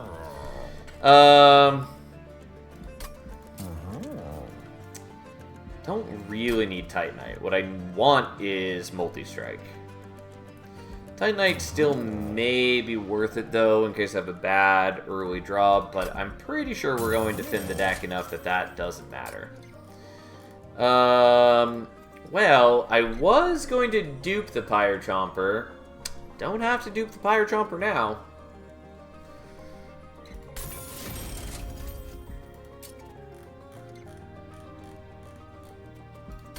I'll leave that for now, I guess. Okay, well, we got time to figure things out. Maybe still gonna dupe the Pyre Chomper.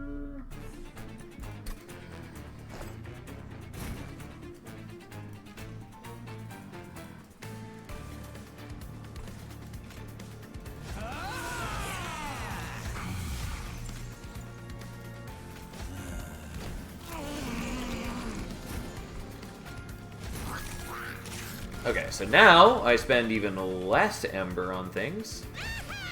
Yeah,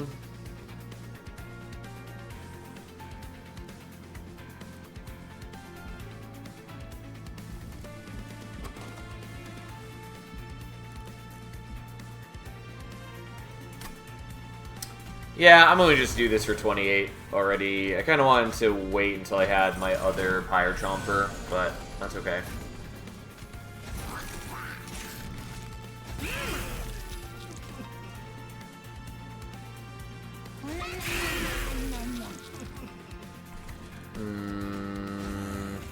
Okay.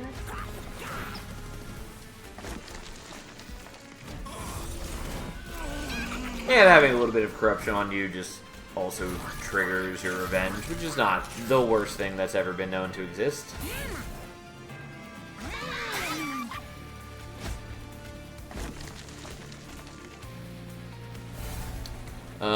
Not quite killing you, and it is Heaven's Seal, which is sort of a problem, but we'll figure that out.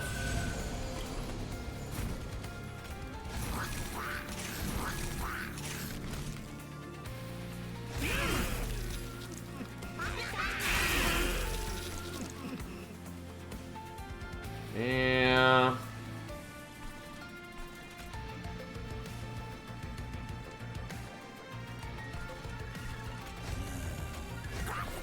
Well, here we are.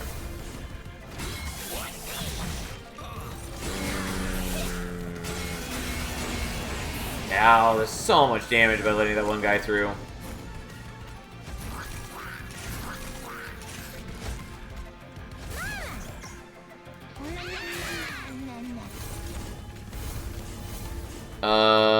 Yeah. going great.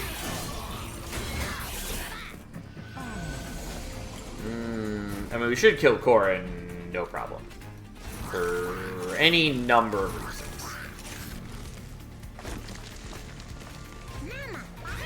It's everything else that is an issue.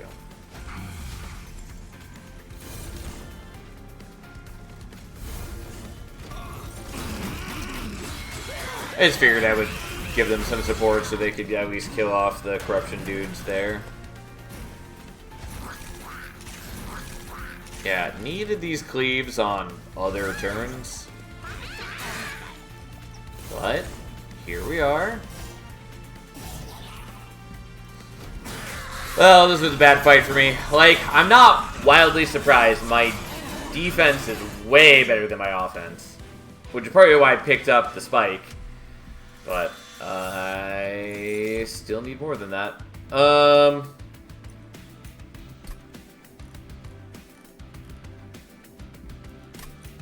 Fine, I'll take the Impish Scholar. I will not take another Benediction. Kind of wanted to take the lead singer. I think we're going here.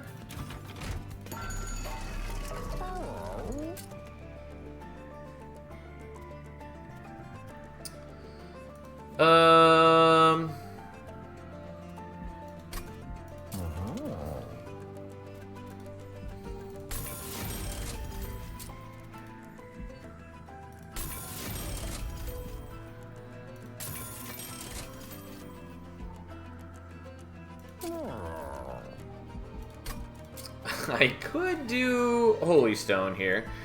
Yeah, fine. I think I might actually want it.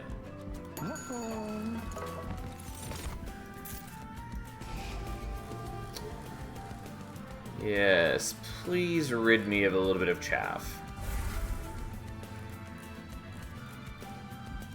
Whatever. Good enough for now, I guess. Okay.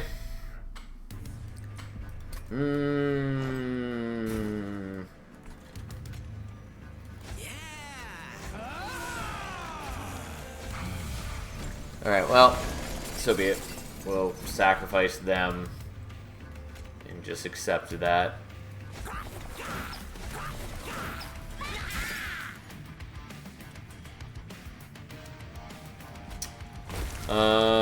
Well, we're getting rid of that, which is maybe ill-advised.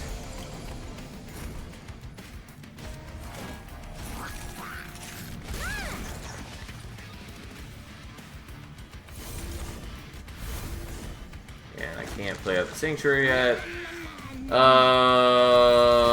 Okay. Well, we're definitely not getting that, but we should be fine on this turn, probably.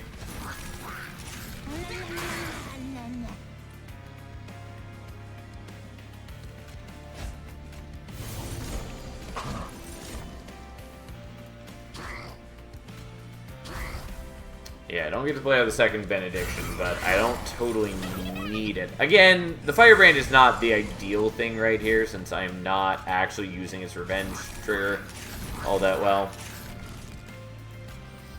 But we're trying. We're trying real hard here.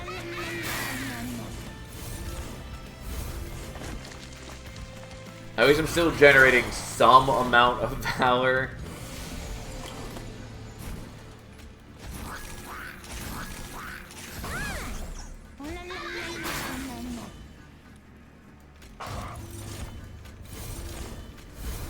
Okay, honestly, probably shouldn't have killed him, so then he could have attacked in. But, hey...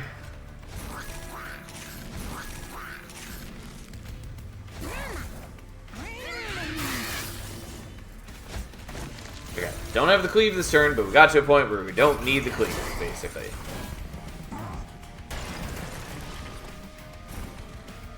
Okay. Time for some true joy. Well, let's heal the Pyre for 11, I guess. I don't get to use the second copy of this benediction, but that's okay.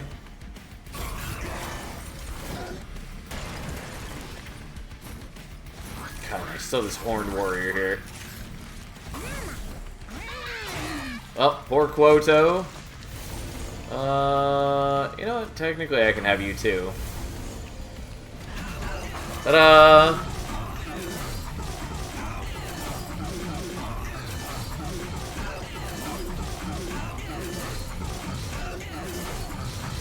There we go. Again, my offense isn't great, but my defense is very good.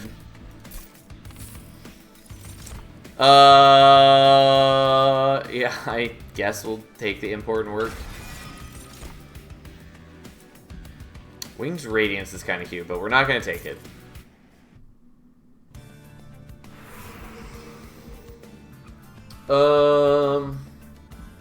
I think we're going to the left so I can look for multi-strike again. There are some things I'd like to see here, and the removals aren't, like, bad. But, nonetheless, we'll just go here.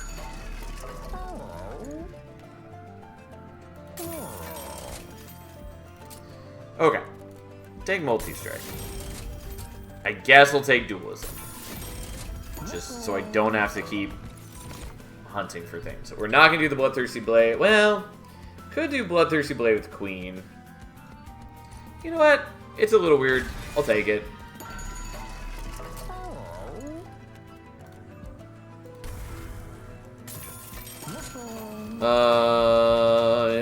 Here we are. I don't know. We'll figure it out.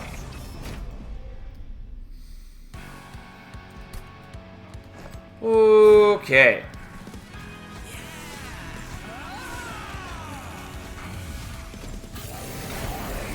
Yeah, and this is the revenge one. Who cares? And after this, I can start getting fledgling imps from Queen if I want, which I do think is what we're gonna do.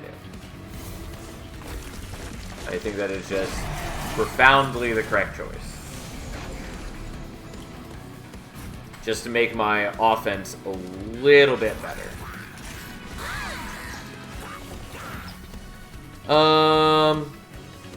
Yeah, I do have an Impish Scholar, so I'm willing to do this now.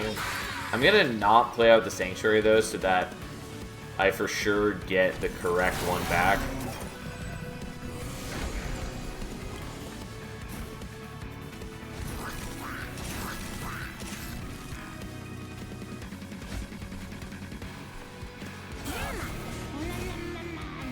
Okay, that's better.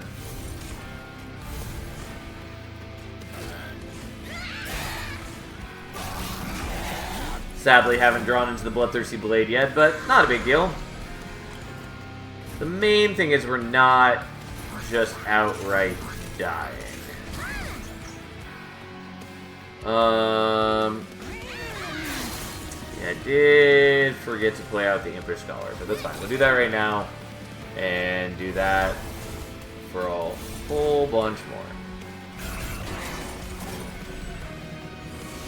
I won't be able to play out this Impling this turn, but like, whatever, fine, who cares.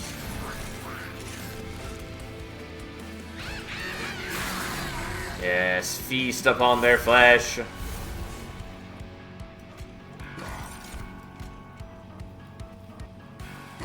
Why not? And I'll play that there. Who cares if we do the revenge trigger? It's not like Howl is literally ever going to damage us. Doesn't matter how high his attack gets. He is truly an irrelevant existence.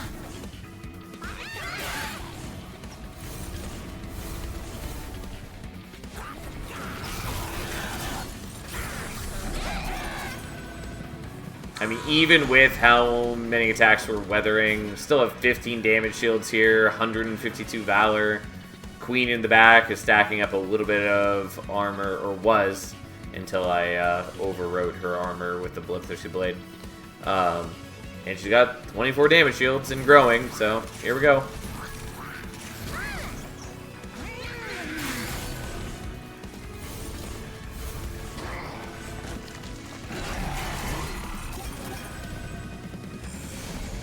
Alright, they're on to Relentless. Oh no.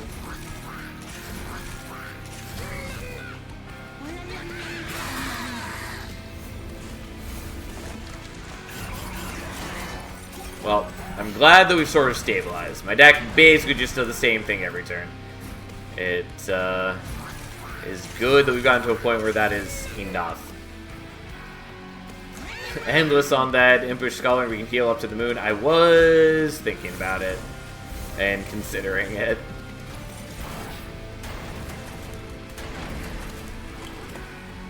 I'm just glad that we've clawed back a little since I was fairly low. Okay, there's that. And then we'll just sit here with our 30 plus damage shields on our frontliner. Don't even know how many queens got, but certainly more than enough. Okay. Yeah. The Rage Room is also pretty cute, but no. Well, I'm just going to take the Transcendent.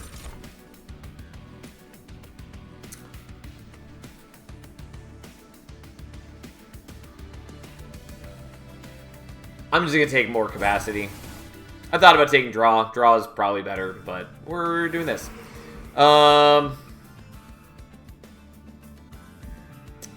We're gonna go here. For reasons.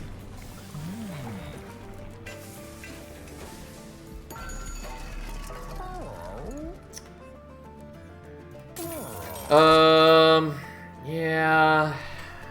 So, Inferno Room is maybe the correct choice here.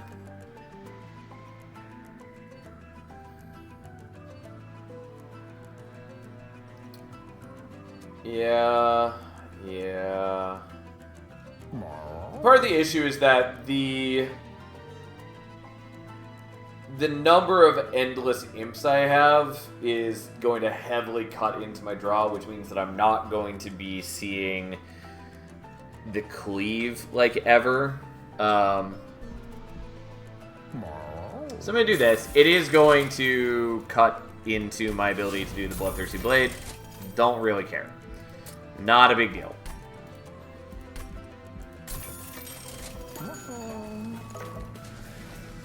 Alright. Let's just do a third Pyre Chomper. Should I? No. Am I? Yeah. Yeah, we are. Okay. Well, all the more glad that I have the Inferno Room now, since there are also Silence Dudes here. Unfortunately, I don't have the Firebrand this turn. Oh well, so be it. That's fine.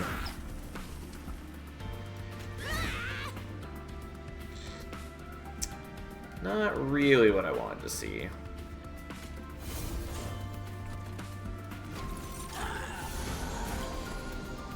Okay, well, here we go.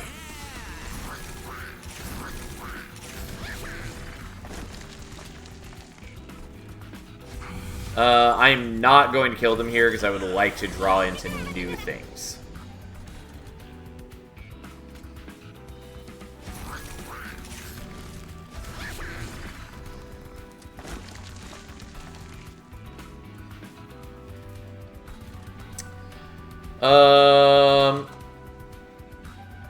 Yeah, I will do it now, even though it's going to be a bit awkward. But I need at least one of them next turn.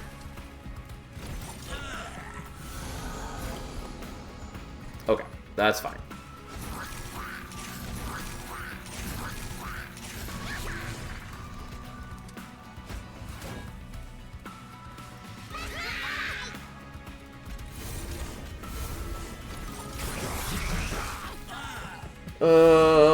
Right. Yeah. We knew this is what we were going to draw. Because I basically just don't draw new things. I don't have to be playing out every Pyre Chomper. It is kind of a problem that I have so many holdover things. I probably shouldn't have duped the Pyre Chomper. Oh, you're going to hurt me. Whatever, that's fine. Eventually, I will draw something that will make that irrelevant. Unfortunately, it wasn't this turn, but eventually.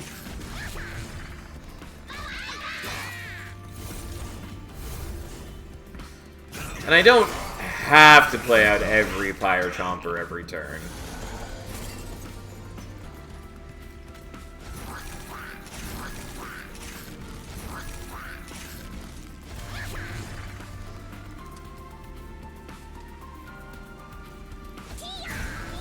Yeah, that's a lot of Ember. That's why it'd be really nice if I had more draw. But, whatever. We can hope for... There are two... Well, there's several good artifacts that we could draw, but two in particular.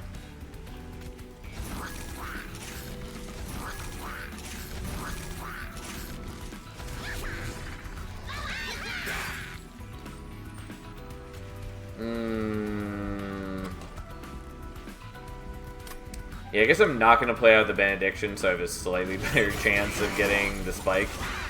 Unfortunately, he survived at 3 HP, so I take 2 hits. Oh, fuck me. Yeah, well, I took a lot of damage for no great reason. Really shouldn't have made a third Pyro Chomper, as turns out, the lesson we've learned today. But that's okay. I took a lot of damage. We'll heal it back up, eventually.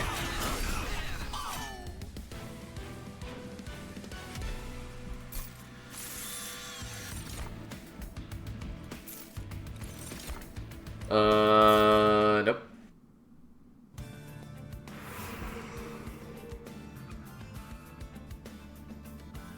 Yeah, I'll just go here. That's fine. Unhelpful. Yeah, that is helpful. Maybe.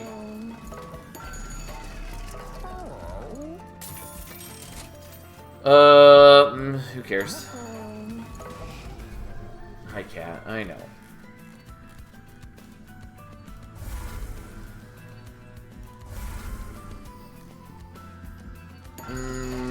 Okay.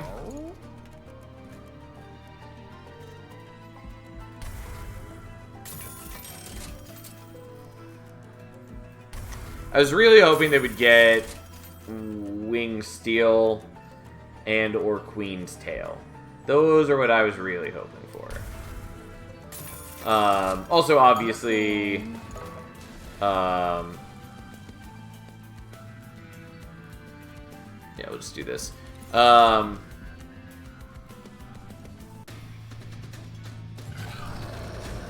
Whatever I was trying to say. Oh yeah, Ashes of the Fallen for the double summon triggers would have, of course, also been fabulous. But that's fine.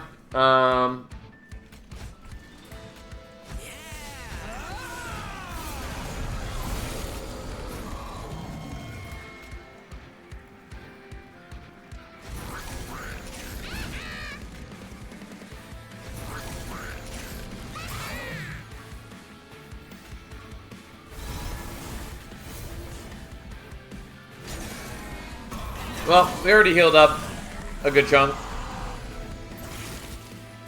Don't totally hate that.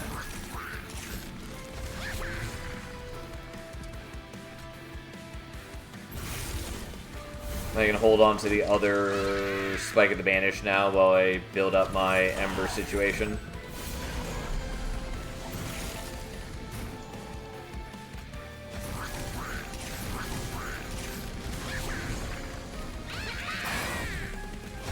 Oh, whoops. I meant to put on the equipment first.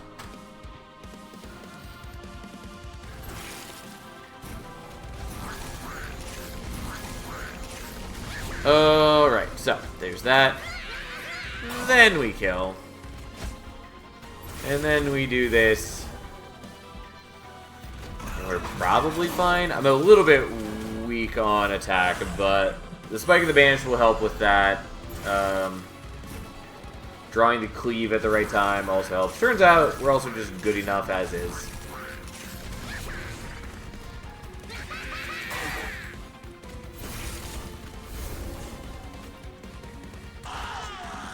Should have done that in a different order, I guess, but that's okay.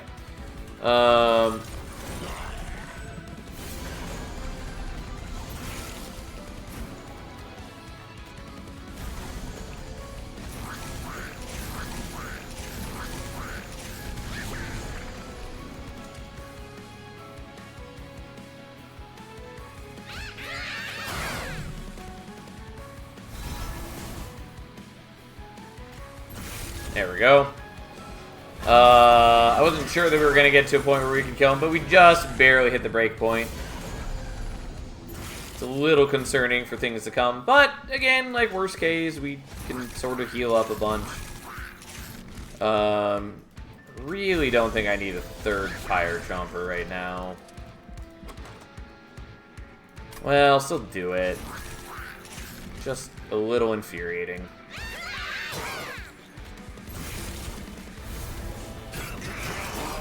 But it is very concerning that I have two beefy guys here. Well, he's not that beefy, I guess. But I really need to kill the backliner. But we should be able to do that no problem.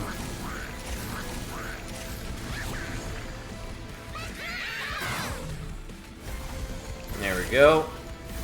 It does suck that most of my deck, like I'm drawing the same cards every turn, basically. And the few cards that I'm drawing that are new are just the Curse of Entropy, which nobody likes.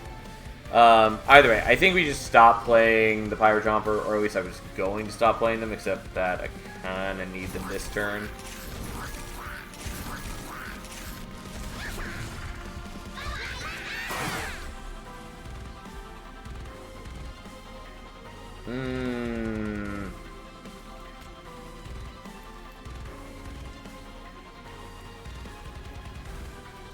Yeah, that's not looking great. Alright, we're gonna restart.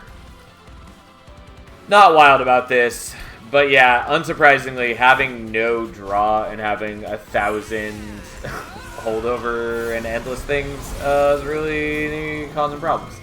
Especially when we draw the Transcendent right here at the beginning. I think what we maybe do is just do this right off the bat.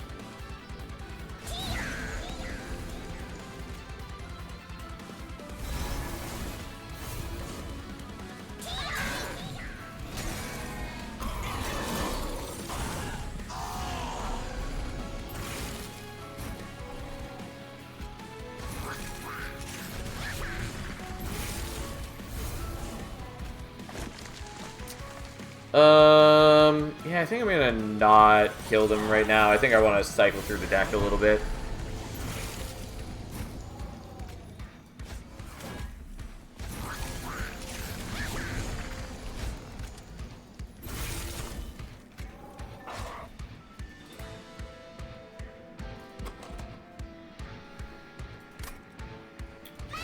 Alright, I'll do that now so I can use the Spike of the Banish in a moment. Also because I'm running out of capacity, but...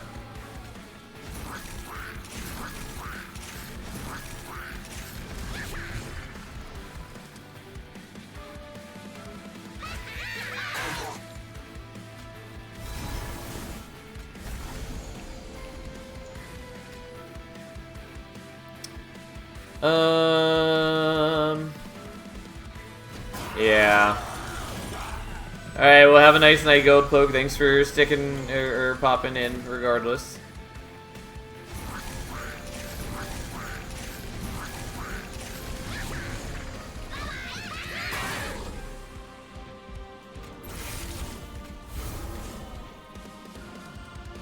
I mean, it doesn't totally matter if I take the entropy damage. You know what? I'll take the entropy damage. Yeah, it's this floor in particular that is real bad for me.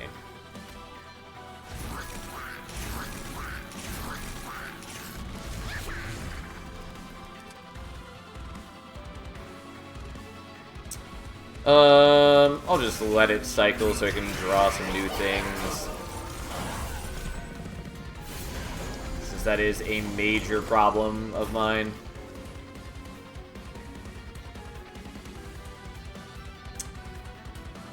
Although this is annoying.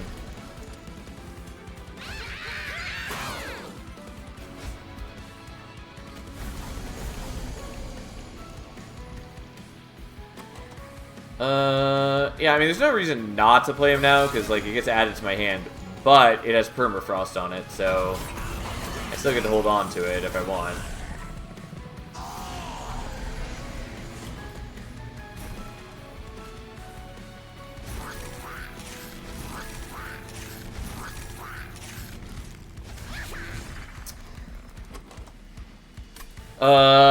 Yeah, let's just do this and play that out again, and then toss them.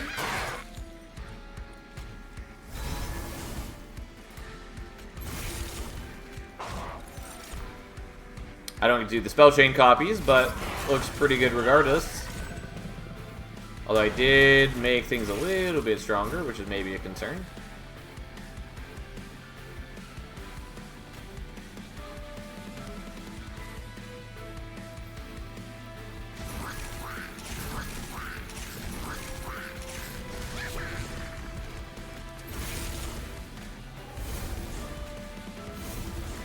Yeah, it doesn't quite help, though. God, you're doing so much damage to me. Fine. After all the healing that I did, unfortunately I can't heal again right here. My damage is just a little bit off of where it needs to be.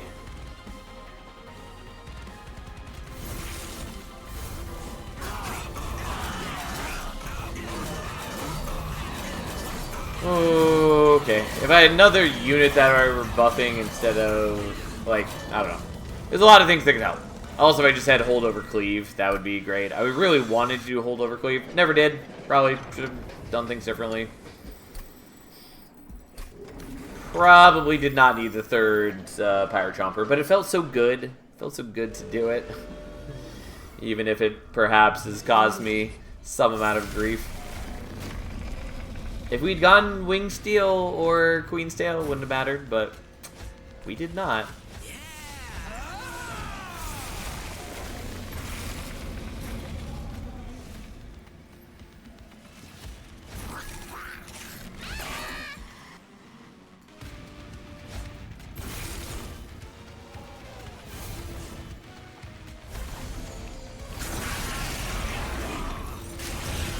Alright, at least the Firebrand is going to be, on the whole, a lot stronger this time.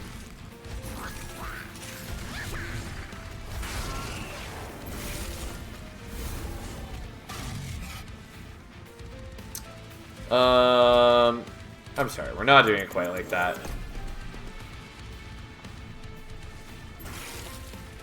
So what we're doing is we're playing out one of you, and then the other two.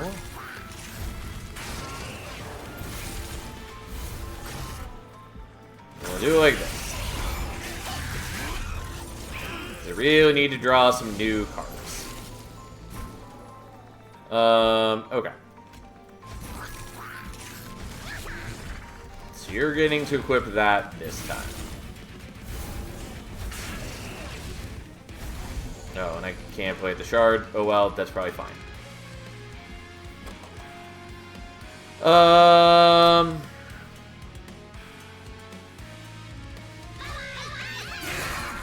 Yeah, we'll do that, I guess. Because I do need my stupid dudes. At least to some degree.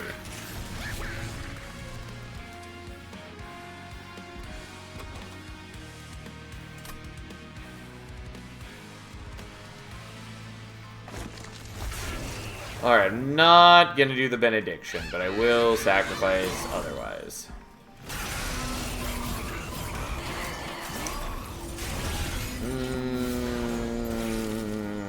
Okay, that's at least a good sight.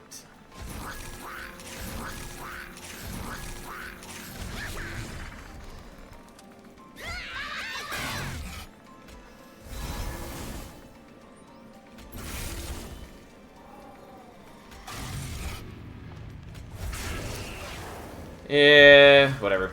Can't use the rest of them, unfortunately, which is maybe a problem, but so be it.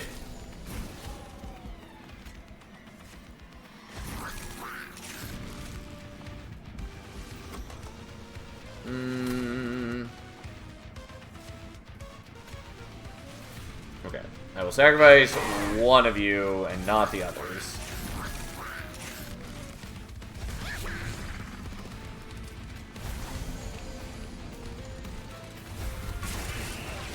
And I will not do the benediction.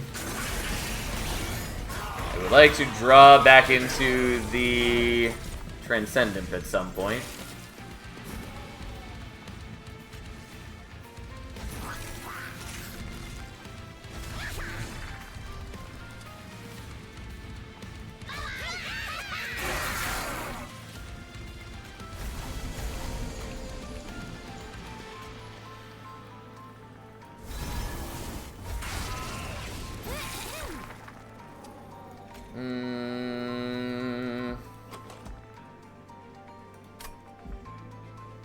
Alright, whatever. We'll leave it like this.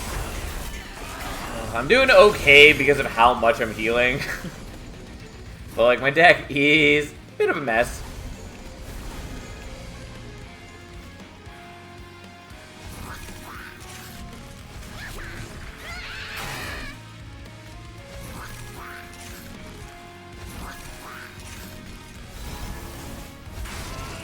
Like, I'm doing okay. I'm doing good damage. If I were playing the Cleave regularly, that would help tremendously. But I'm not. But that's okay. We're still getting where we need to be. The Inferno Room is certainly doing its part, I will say.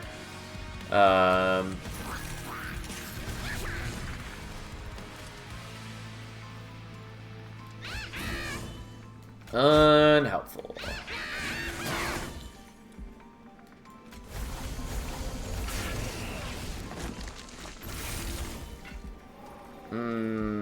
Yeah, you're gonna kill me if you escape, though. Which is not okay.